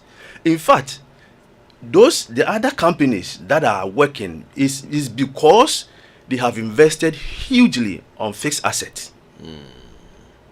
So it's not easy for a manufacturing company to get up and say, I'm taking machines, huge machines from here to maybe another country, but they are suffering.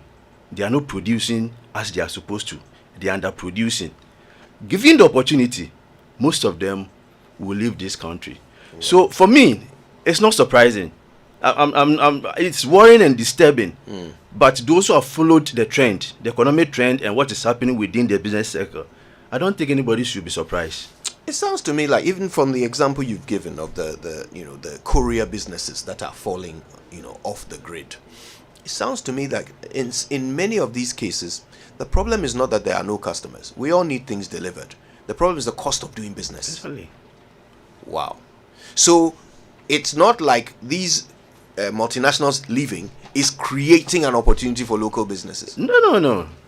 Because they are leaving because they cited certain reasons, and I have cited the same reasons that they are all affecting apply to local businesses. And the situation of local business is even worse. Some of these multinationals are able to get some tax relief. I haven't heard of any SME that's been given a tax relief. Look at our tax structure. It is not supporting local businesses. It's rather worsening the position of local businesses. And I think that we should all be concerned. It should not be a fight for a business association. It should not be a fight for a business person. It should be a fight for every Ghanaian. Because when the economy goes down, all of us will go down. Look at the number of people that Glovo and Jumia and all those people were employing. Ask yourself, where are they? Probably they are home, doing virtually nothing. Now you become a target because they know you are working. So they'll pick a call and say, Kojo, give me something because I have to eat. Those that would want to do other things, it will increase the crime that we have in this country. So we should be concerned about what is happening and find a lasting solution immediately. I think that if you don't do that, within the next 6 months, we are likely to see more of them living, and the consequences will be there for Ghana. Right. Uncle Ken, when these companies leave, they don't go far. They go to our neighbors. They go to other African countries. Unilever has stopped making tea in Ghana. They've started doing it in Nigeria. Glovo is going to continue operating in Morocco and other North African countries. They are leaving to our neighbors, countries with which we used to compare favorably when it came to our economic performance. So what is the difference? What are they doing right that we are doing wrong?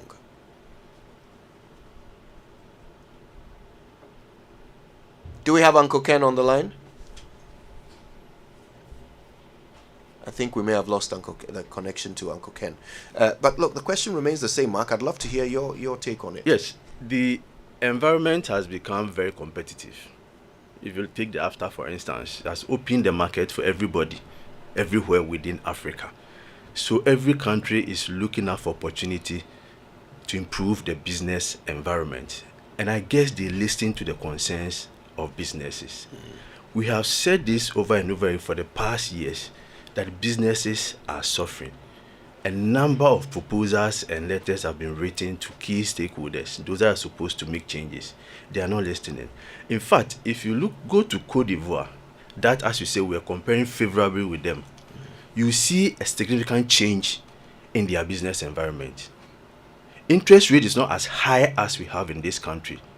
Our policy rate, in spite of IMF coming, is still very high, 29%. Which translates into a higher interest rate. I just read that looking at the exposure to inflation, the IMF is advising that the Monetary Policy Committee, the Bank of Ghana, should tighten policy rate. The likelihood that in their next sitting, policy rate will go up and interest rate will also go up is there. Now you are borrowing at 45%. Just imagine just your cost of borrowing. How do you expect the businesses to do well? If you take taxes, in fact, some countries are using taxes to support businesses, more specifically local businesses. We are using our taxes to kill businesses. We want to generate revenue, and in generating revenue, we are coming out with tax policies that are inimical to the development of businesses. Import something, go to the port, and you pay close to 20 different taxes and levies. Yeah. So the goods are coming in here.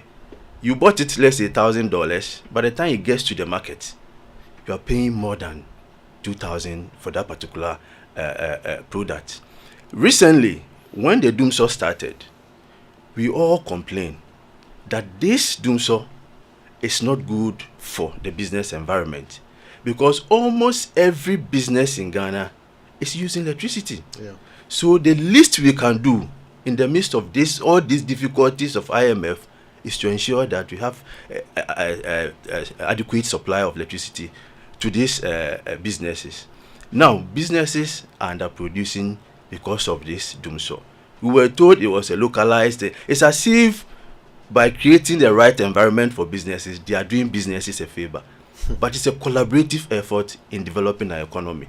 The responsibility of government is not to do business. Government responsibility is to ensure that the right environment is created, and you empower the private sector to take advantage of this environment. We need to ask, what is the government doing? Is the government listening? In fact, the admission that when a certain government they are going to change tax structure and other things means that there's something wrong. They have admitted there's something wrong. But how long do we have to wait until the next election?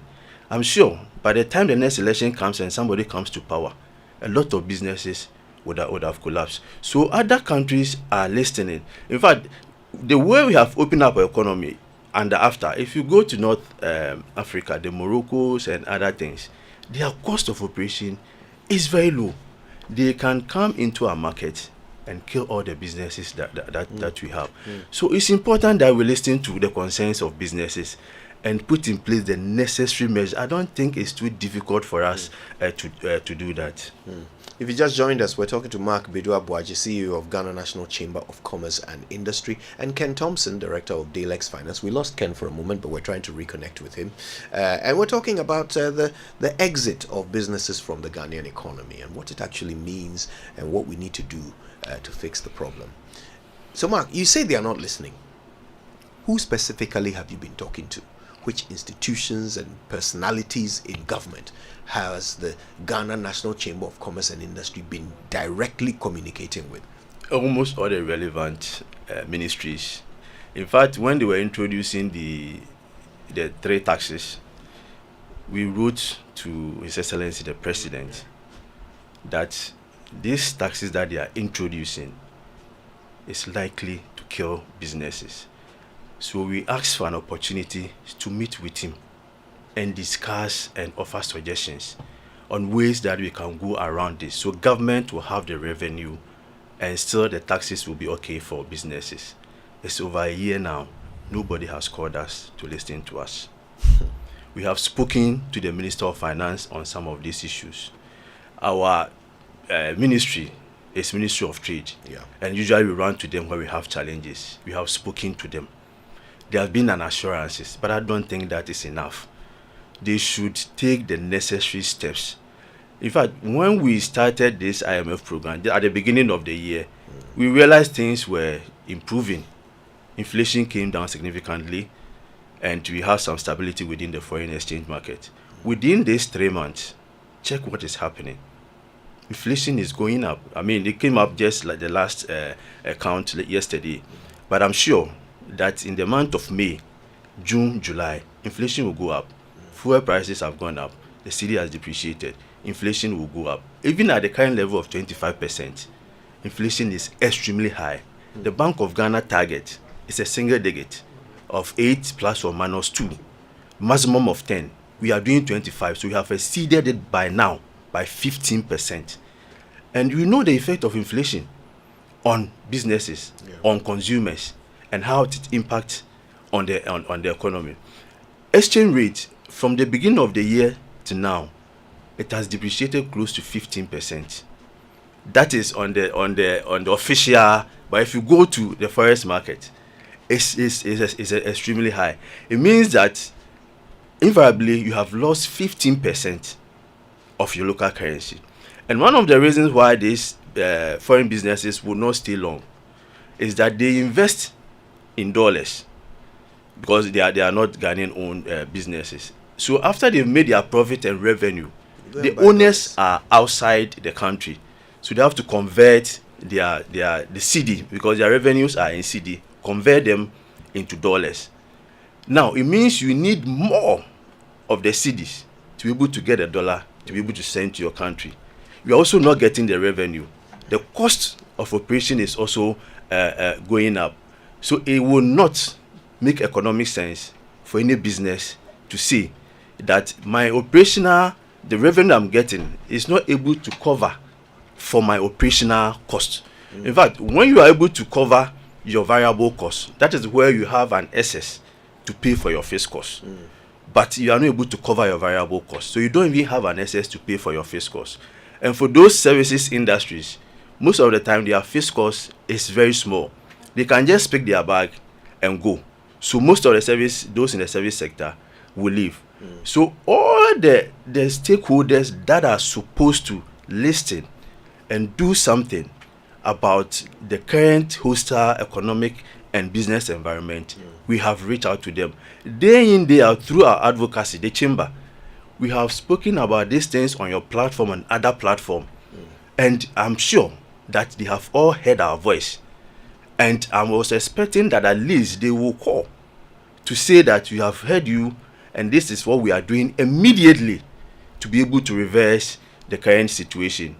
But it's always silent and expecting that under these circumstances, businesses will do well. It wouldn't happen. Create the right environment, sit down and look at what the businesses in Ghana will do. In fact, we did a bit of research to look at how competitive a typical SME in Ghana will be given the necessary environment. And you'll be surprised. Most of them were extremely competitive. The challenge is the environment. The challenge is the high interest rate. The challenge is the taxes that we have, high utility charges. That is the challenge that they have. So I think that the men are there. The private sector is ready to work to improve the environment, to improve the economic environment that we have. All right. Thanks for that. We're joined by Dr. Daniel Macaulay, he's CEO of McDan Group of Companies. Dr. Macaulay, good morning to you, sir. Good morning, sir. Thanks for making the time. So, I mean, look, local businesses are really struggling. If even the multinationals can't stand the heat in the kitchen, how can local businesses have any hope of surviving in these circumstances? Thank you for calling me into this show. If you remember, a year ago, I was on your station, and I predicted that businesses are going to go away, businesses are going to collapse. I did that prediction on this same morning show a year ago. Yeah. It's not going to get any better if we don't take a drastic and dramatic return. I'm an entrepreneur, and to scan the environment, we are more concerned today because the foreigners are leaving. It's an alarm. But how many businesses, local businesses, are collapsing every day? If you look at our economy in Ghana, we have a very small economy. Our economy is small, and we are being turned gradually over the years as a dumping ground. And we are becoming more and more and more of a consuming nation. We are not producing anything. We are not exporting anything. We go out there, we call for direct foreign investment, and now they are coming and leaving. Something is fundamentally wrong. How do we manage our macro economic indicators? How can we also help the micro? These are things we have to look at. We don't have big businesses, indigenous big businesses that will rake in foreign exchange. Everything we do, we consume here is imported.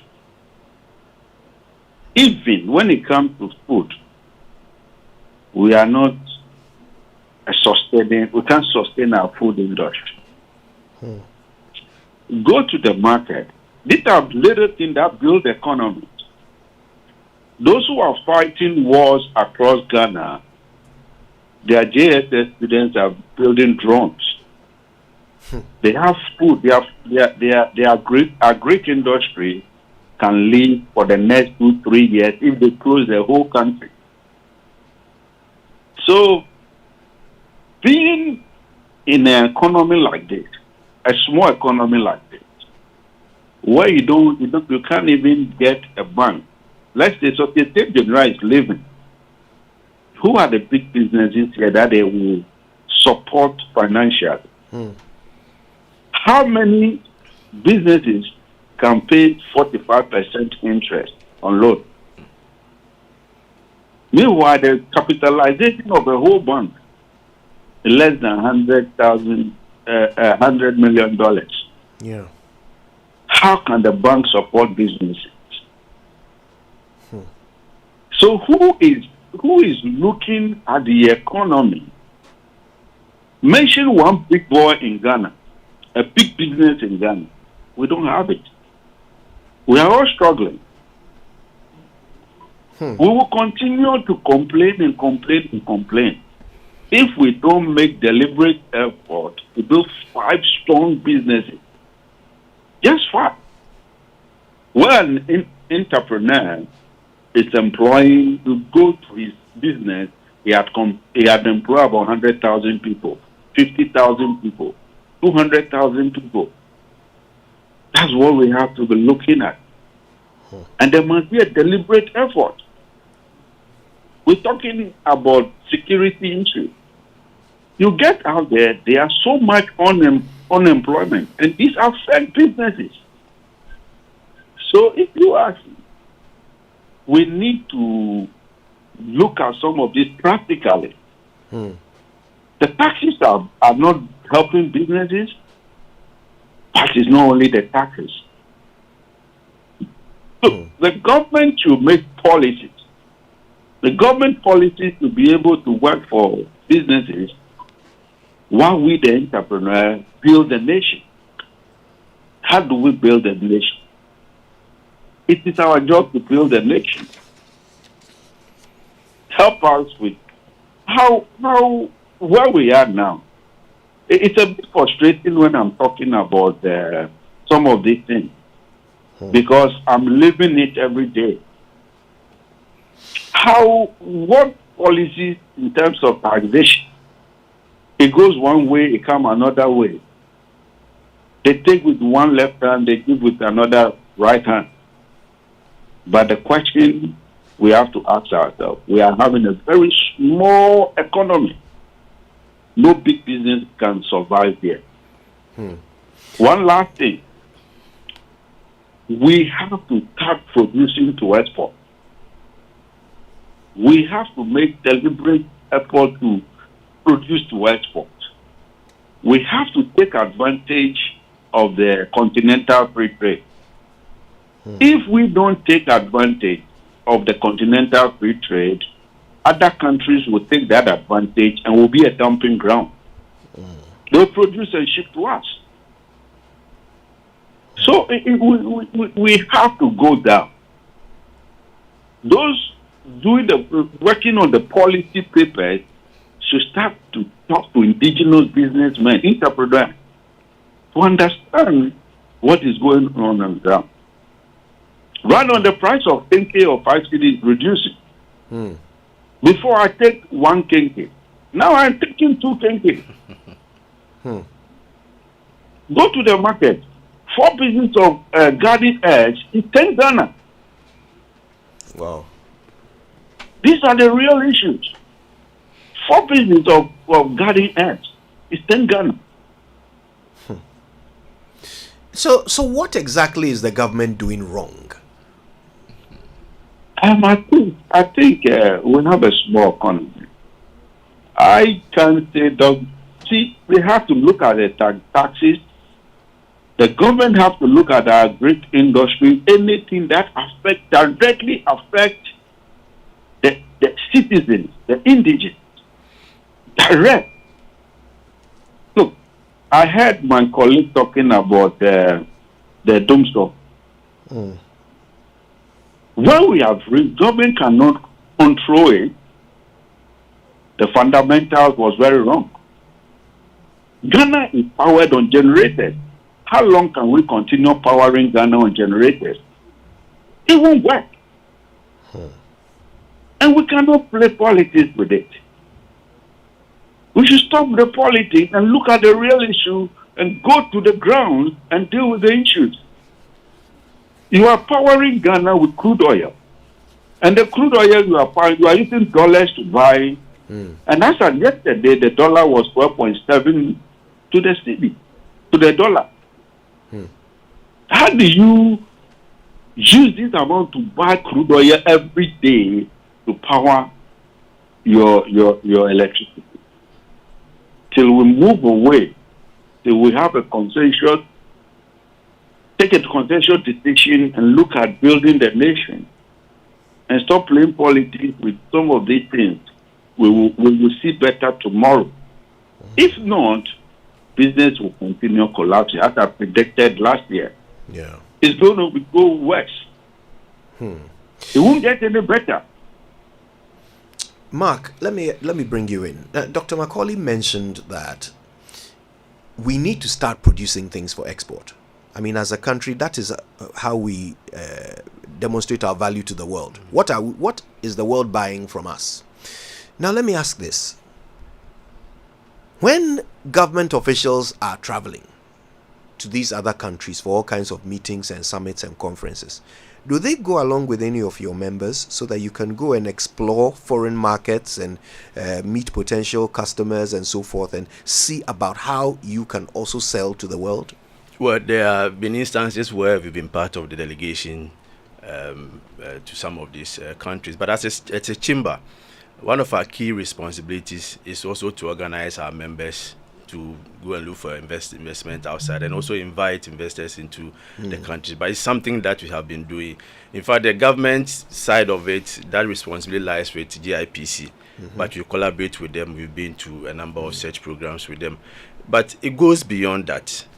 Beyond having a stable political environment, which for me is the positive we have now. Any investor coming into your country is not a Father Christmas. It's not coming to Ghana because you are Ghana. It's coming because he wants to make money, create value for the investors, those who have the shareholders. So they will come when the environment is okay. They will come when the taxes will support them, when they can get loans at a lower interest rate. There is constant supply of consistency of electricity and all those things. So they look at these things. So you can go and talk and talk and talk. Now, all the issues that we are facing now, it's no secret to any serious investor out there. We just on the Google can know whatever is happening in Ghana. So if you want to take a decision to invest in Ghana, it is some of these key variables that you have to look at. They look at it and compare to other countries and say that if I should come to Ghana, I'm going to borrow at 45%. I'm not going to get electricity. I have to buy my own generator and buy fuel at a higher rate. If I'm coming to Ghana, the cost of water is at this level as compared to country B. And then they look out for inflation. Whatever I'm going to do, would I get people to buy the product or the services? Do they have money? What is the level of their purchasing power? So if I have a high inflation rate, obviously, it means the purchasing power in that country is low. So they will look at all this and take a decision and say that I'm going to Ghana. I think Ghana is good that we have this political. One of the days where they look at only the political stability, but the economic environment is also very. In fact, there are countries that are not stable, but they may have an environment that may support business. People will go and invest there, knowing that they have to protect their investment. So within 5 years, especially in the mining industry, and within 5 years, they invest, take their money, and go. So we need these two key things to be able to convince people. Now, we get people coming and you tell them these things and they are surprised how businesses are surviving in this country. Such an investor will not come. If I'm coming with $1 million and I want my dollars back and I need in excess of 5 times the money the CD I need to buy, I won't come, because obviously I won't make that revenue to be able to convert into dollars and then go and pay my shareholders. So we need to look at this. Now we have said it over and over that it is not good. What do we do immediately to be able to resolve this? We have to add value. We have said it over and over again.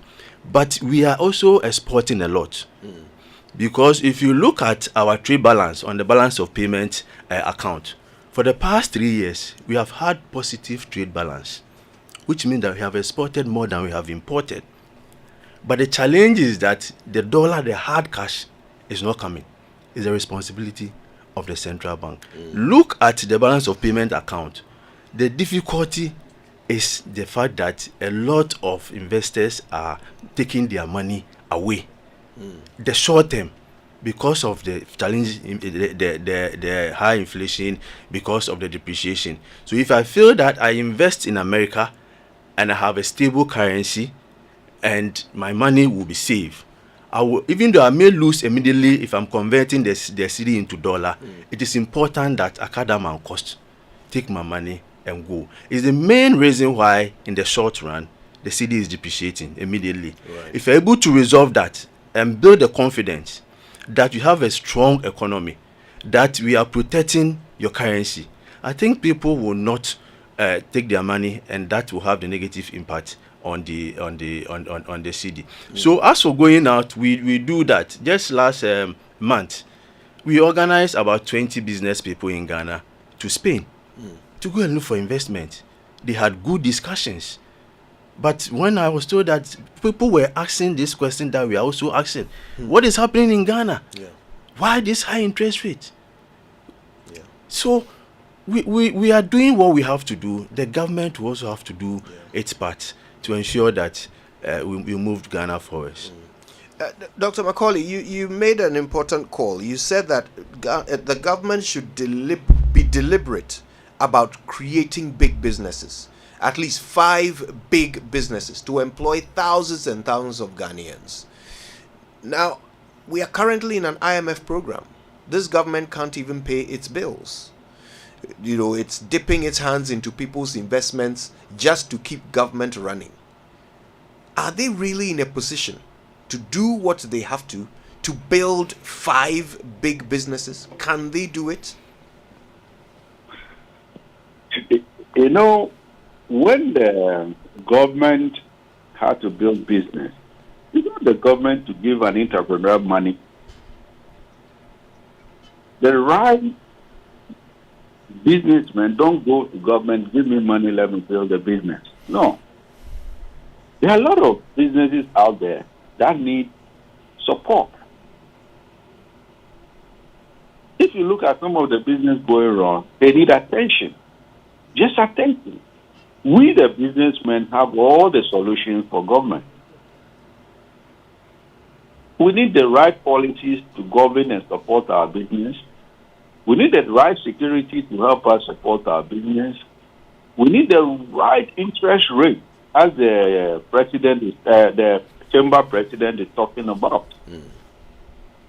Somebody is in the manufacturing industry. You can look at the business model and say, pick a loan from a commercial bank or go to Eddie. There's so much money out there to support businesses, not for free. A lot of policies can be urged to support certain businesses. And again, I don't subscribe to the fact that a foreigner could come to Ghana and take loan from a Ghanaian bank. I'll not subscribe to that. While the Ghanaians are struggling, when a foreigner is coming here to invest, he should come here with money.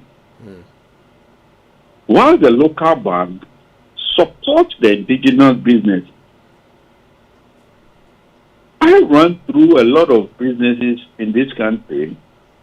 I'm supporting a lot of people to build businesses, but I can see the cry. So, government can have, when they talk about deliberate business. Has even government been able to identify the various businesses? There are a lot of opportunities in this country.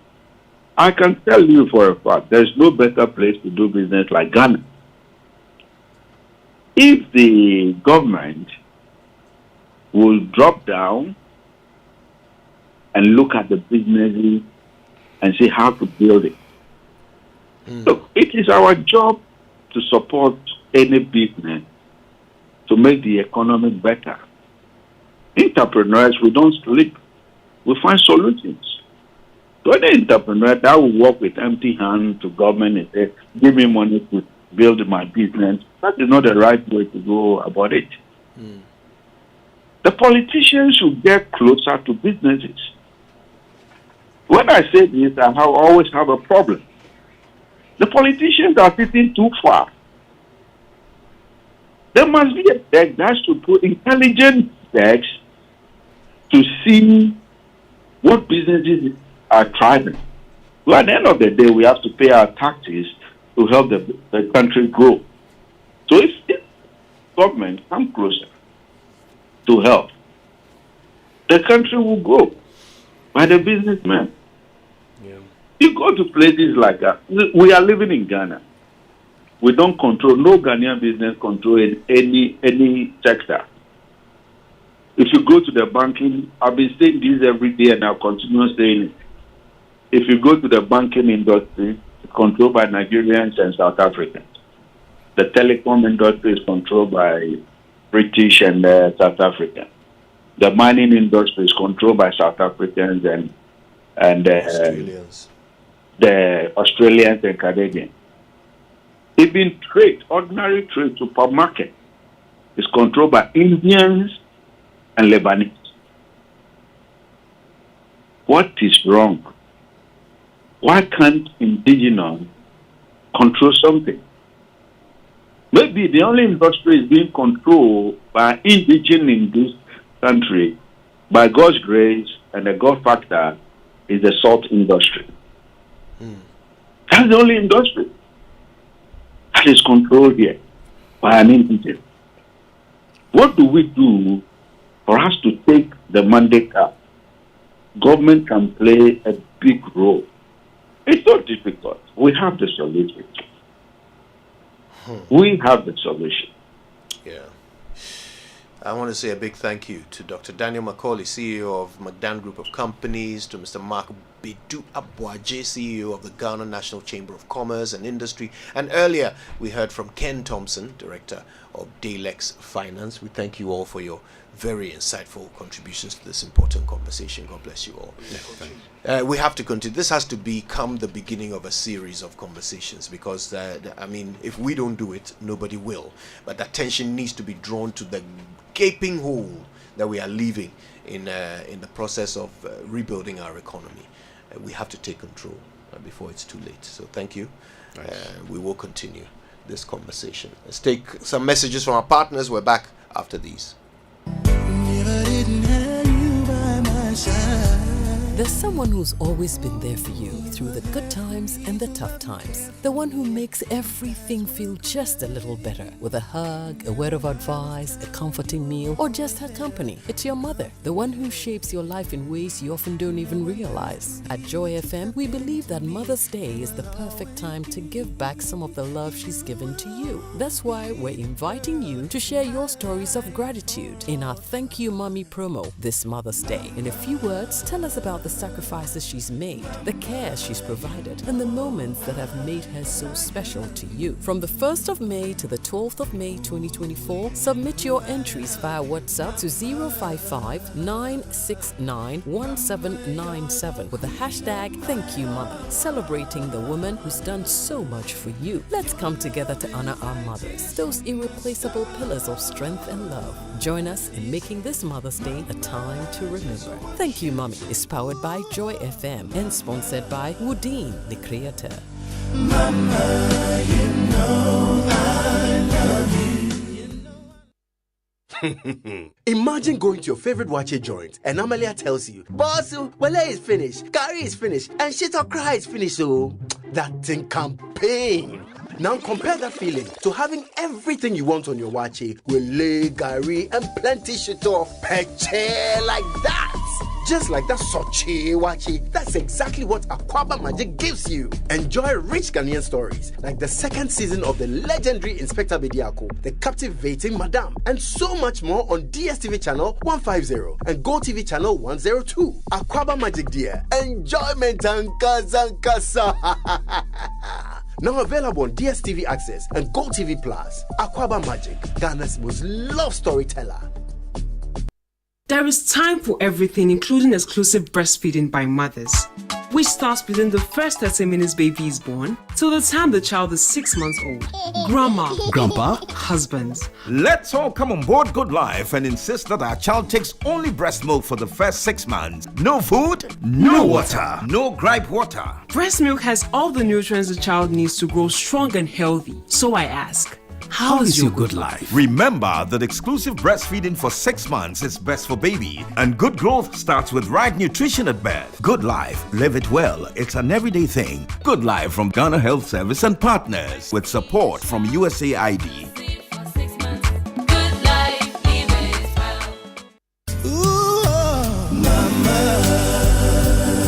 It's another season of love. This Mother's Day, Ghana's premier 5-star hotel, Lebadi Beach Hotel, brings you the Mother's Day experience.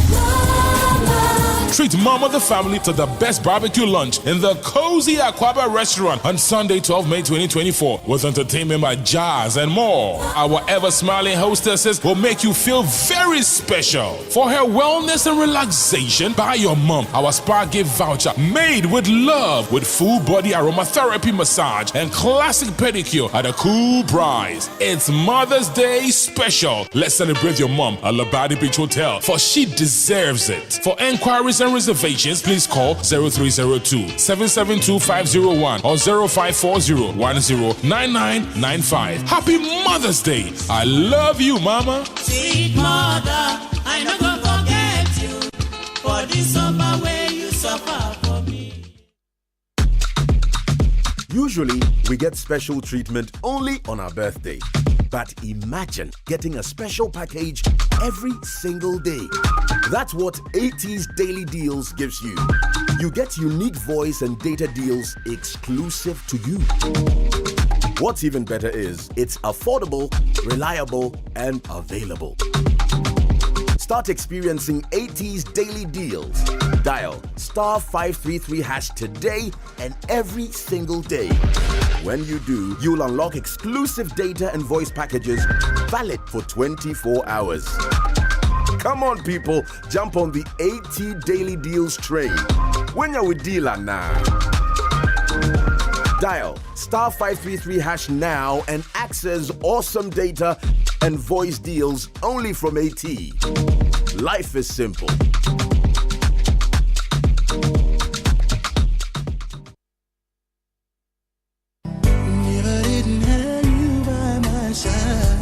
There's someone who's always been there for you through the good times and the tough times. The one who makes everything feel just a little better with a hug, a word of advice, a comforting meal, or just her company. It's your mother, the one who shapes your life in ways you often don't even realize. At Joy FM, we believe that Mother's Day is the perfect time to give back some of the love she's given to you. That's why we're inviting you to share your stories of gratitude in our Thank You Mommy promo this Mother's Day. In a few words, tell us about the sacrifices she's made, the care she's provided, and the moments that have made her so special to you. From the 1st of May to the 12th of May 2024, submit your entries via WhatsApp to 055-969-1797 with the hashtag #ThankYouMother, celebrating the woman who's done so much for you. Let's come together to honor our mothers, those irreplaceable pillars of strength and love. Join us in making this Mother's Day a time to remember. Thank You Mommy is powered by Joy FM and sponsored by Woodine, the creator.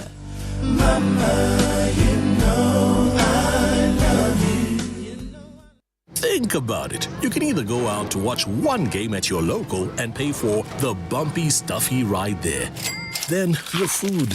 Then the drinks with a 12,000% markup. And a new team jersey cause some drunk spilled red wine all over you. Or you can pay once right on your phone and watch 42 live Premier League games over a whole month. For unbeatable value for money entertainment, there's only one way to go. Go TV. Love it. Ain't it sad? And still there never seems to be a single penny left for me. That's too bad. In my dreams, I have a plan. If I got me a wealthy man, I wouldn't have to work at all. I'd fool around and have a ball.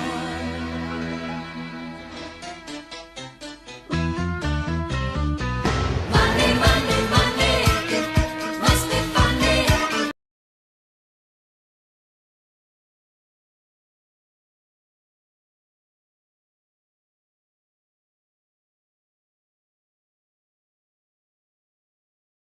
Talking about businesses and how they are sovereign, right? They are also trying to solve many problems in that particular sector. But there is a change in an institution adapting to survive and actually grow and become better and bigger. So 34 minutes, approaching 35 minutes past the hour of 9 on the Super Morning Show here. I've been joined in studio by the people who are transforming to make it easier, better for them to serve you, the masses of this country.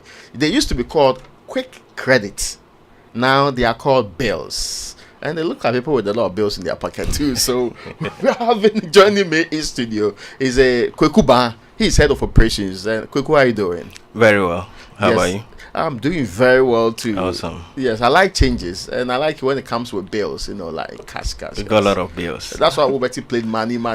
Yeah. Anyway, Abigail Kwe is head of human capital. Yes. Yeah, that's an interesting title. What do you do as head of human capital? So I basically take charge of managing the employees to ensure that what is expected of them by the employer is basically what they are doing, to ensure that the company is growing as expected to reward the investors. Now, institutions change names for different reasons. You were Quick Credit, now you are Bills. Why the change, Kweku? Okay, thank you for the question, and then good morning to your listeners. So, Quick Credit, as in our previous name, okay, it's a company, limited liability company, but there are other financial institutions that have products which they've named Quick Credit. So oftentimes there were controversies. As head of operations, I usually go around throughout Ghana. You go to certain places and then they will tell you quick credit, quick loan for number, quick loan for number.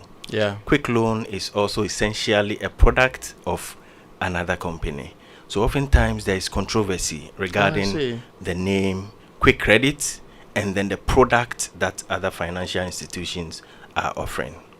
Then again, our former name, Quick Credit and Investment Microcredit Limited, it has the word investment. But at Quick Credit, now Bills, we don't take investment. Oh, I see. So in order for us to have a name that reflects what we do, the name has to be taken out. So it's not only a change of name, it's actually rebranding completely. Yeah. And then lastly, I mean, as when you times change colors change, too. Obviously. Anyway, yes. When times change, you would also need to change. We are also changing our business model. Adapt or die. Adapt, yes. So once we are also changing the business model, it is important that we rebrand to reflect the changes that we are undergoing. Now, since you deal with human capital, why the name Bills?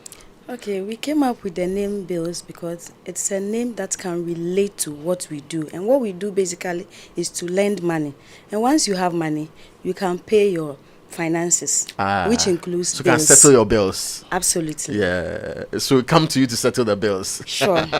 That's interesting. You wanted to add something to that? Yeah. Yes. I mean, itching to add something to that. You have bills to pay. What's the first thing that comes to mind?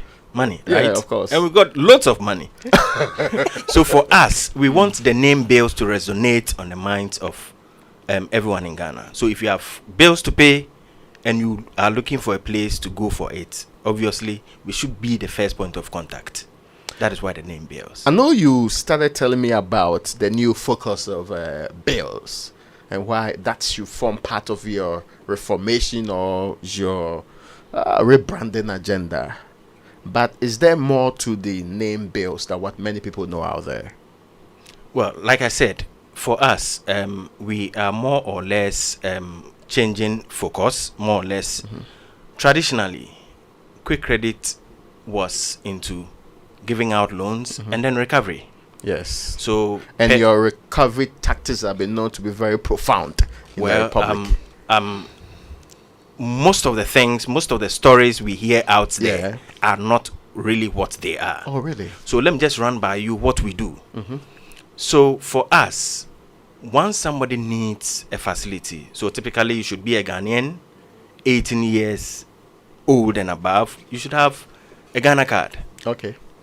All you need to do is to call our customer experience center, and then whichever place you are in Ghana. For us, we only have one office located in Osu, but we have footprints in the whole of Ghana. Whichever place you are in Ghana, you just pick a phone and then you call us. Once you call our customer experience center, certain basic informations will be taken from you. For example, where you are calling from, your name, the business you do. And once these informations are taken, we have sales executives on the field who will come to whichever place you are and then assess you, continue with the business.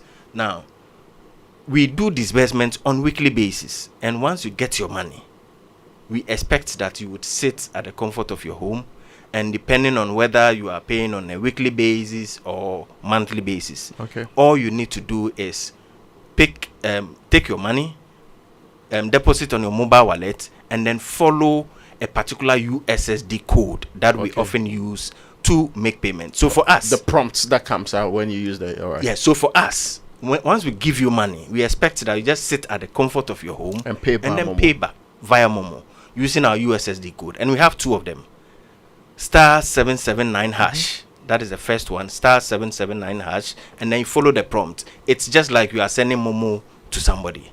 And then the second one is *928*222#. Either of the two, you follow the process and then you effect payment. Once there are certain times that people may not be making payments. So for us, we have an internal process. We have a recovery unit, a monitoring unit that would always be calling clients from time to time to remind. And in fact, we do several reminder calls. But you do all these and still payment will not forthcome. So once it gets to that point, then obviously we do that house-to-house recovery. To do the collection. And I would chip this in here. I remember some time ago, there was a comedian who did a skit on social media, pulled gun, was wearing Quick Credit, Lacoste and all that. Comedian worries. These are things that people do to more or less... That destroys the reputation of the Destroys the reputation. But we are a business. Once these things come up, obviously we would have to respond to them. But most of the stories, I'm telling you, are not true. Now let's talk impact. What has been the impact of Quick Credit on its clients and the community at large? So we've empowered over 450,000 who happen to be our clients. And then on weekly basis... 450,000? Yes. That's huge. Yes. And on weekly basis, we disburse to 15,000 clients. Every week? Yes. Every week. That's massive. You are shocked, 50,000 within a week. 50,000 within a week. That's huge. Well, and in addition to that, we have our footprint all over Ghana, the 16 regions. And in these various communities, we've employed over 1,500 employees. Oh, you have 1,500 employees? Yes. Oh, that's also interesting to note. And we also work with the third parties. So we are also impacting the supply chain value. So you mentioned that with bills, you are focusing on giving out the monies to people. That's the focus of bills, rather. Sure. Yes. So what happened to recovery? Okay, so this time around, formerly when we were Quick Credit, as I said, we were giving out the loans and then doing the recovery. Yeah. The recovery was even into two folds. We have the internal one where we would always call to give you a reminder. But this time around, bills is going to primarily concentrate on giving out loans to help Ghanaians.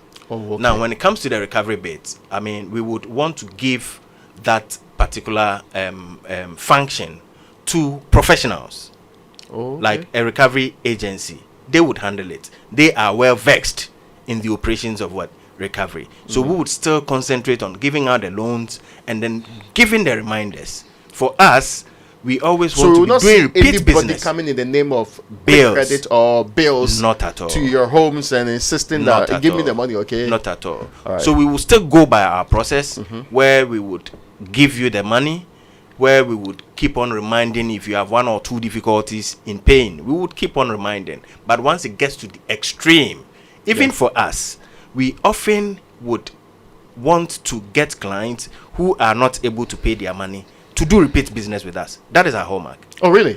We would not want to discard anyone. I thought that is what financial institutions feared most. Well, if the person shown proof that they are less likely to pay, why would you be interested in engaging them? I mean, every may have human being difficulties at the time. may have difficulties. Okay. And so, for us, when you take a facility, usually you are given 13 weeks. We do short-term loans. You have 13 weeks within which to repay. So there are instances where people would get to their 9th week, their 10th week, and then they struggle. Under those circumstances. Yeah, you understand that there are circumstances beyond the control. Definitely. And once it gets to that point, what we do is that we come in. We would give you a new loan, take out the old one, then you start all over again. Oh, I see. That has always been... but do people know of this? Is this that popular? Well... Because the reputation is not what you're saying.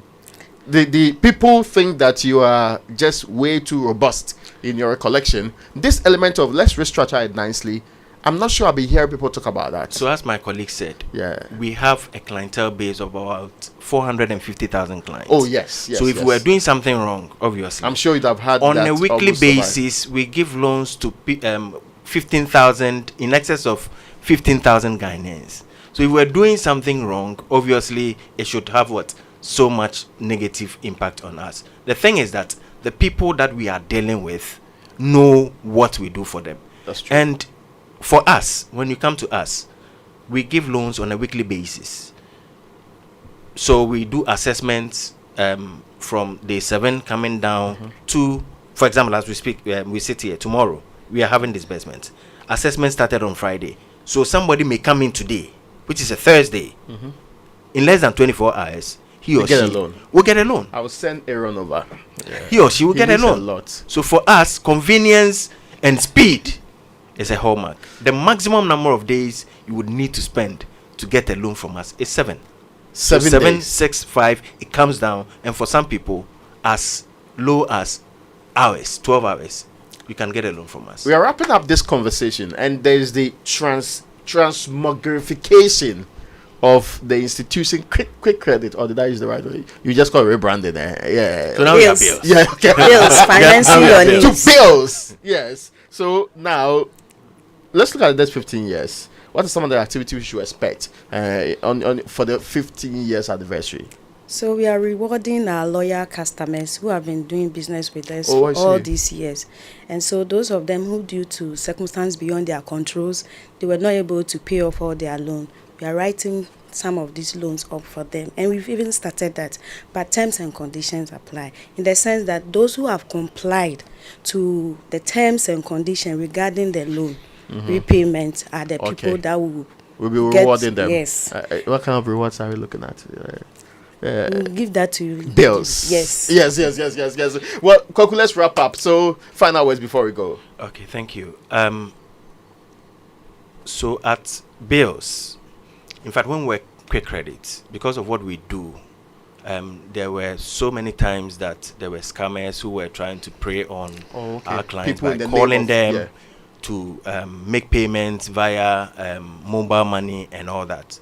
At bills, we do not send money through any mobile number, not even on a staff's mobile number. Okay.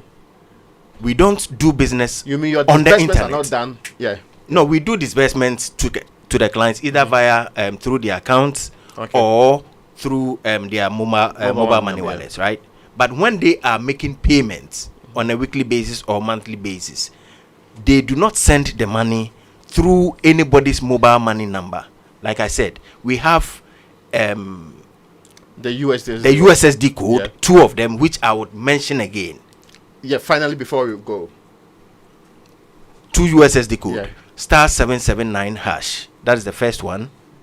And then star 928 star 222 hash. These are the only 2 codes that we make payment through. Apart from these, no client should send money to any mobile money number.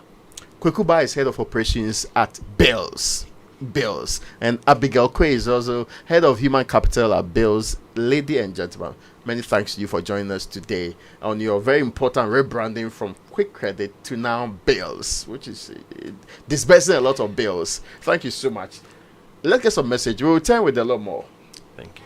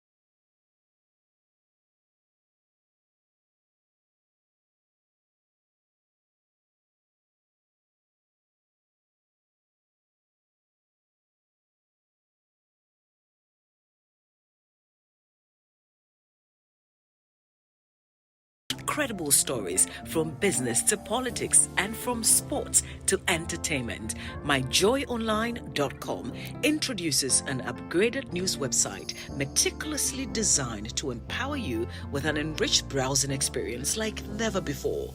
Experience the future of news browsing with MyJoyOnline.com. You worked hard for your money, and DSTV gives you a whole lot more for a lot less than you think. Instead of one takeout dinner, how about treating the family to a whole month of the best entertainment with DSTV? From thrilling sports, blockbusters, captivating series, to entertaining kid shows, we have it all. Totally awesome! And with DSTV Stream, you can watch on the go. I'm here! Plus, you can choose a package to suit your pocket. There's a whole lot more to enjoy for a lot less than you think with DSTV.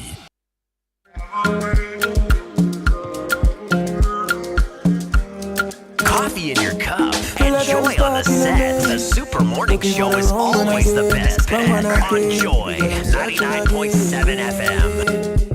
I love that song. Okay, the 4th Industrial Revolution is here, but what does this mean for Ghana and Africa? You need to join global and local leaders while they address the impact of technology at the first ever Industrial Engagement Forum, IEF 2024, by Industry Immersion Africa in collaboration with the MasterCard Foundation Ghana and the Ministry of Education through the National Service Scheme. Be part of this groundbreaking immersive experience. The 2-day event will serve as a pivotal platform fostering dialogue and collaboration in a bid to bridge the industry-academia gap, empower STEM graduates across Africa, and combat youth unemployment. The theme is Industry Driving AI and 4 IR in Africa. Collaborative Pathways for Digital Transformation in Ghana. The date is Wednesday, 22nd of May, Thursday, 23rd of May, and of course, Thursday, 23rd of May, 2024. From 8:30 a.m. till 4:30 p.m. each day. The venue is UPSA Auditorium here in Accra, and you can go to iiafrica.org for more information and to register. Media partners are Joy FM, Joy News, and myjoyonline.com. Now, dear valued customer, this is coming from the GCB, and it's an update on the information for you. It's crucial in today's market and dynamic market, of course, environment, to stay informed about the performance and status of your shares. To facilitate this, we are kindly requesting you to update your records with us. That's GCB. You can conveniently do so by visiting the nearest GCB Bank branch or by accessing our website at gcb.com.gh. By keeping your records current, you enable us to provide you with timely updates and notifications related to your shares.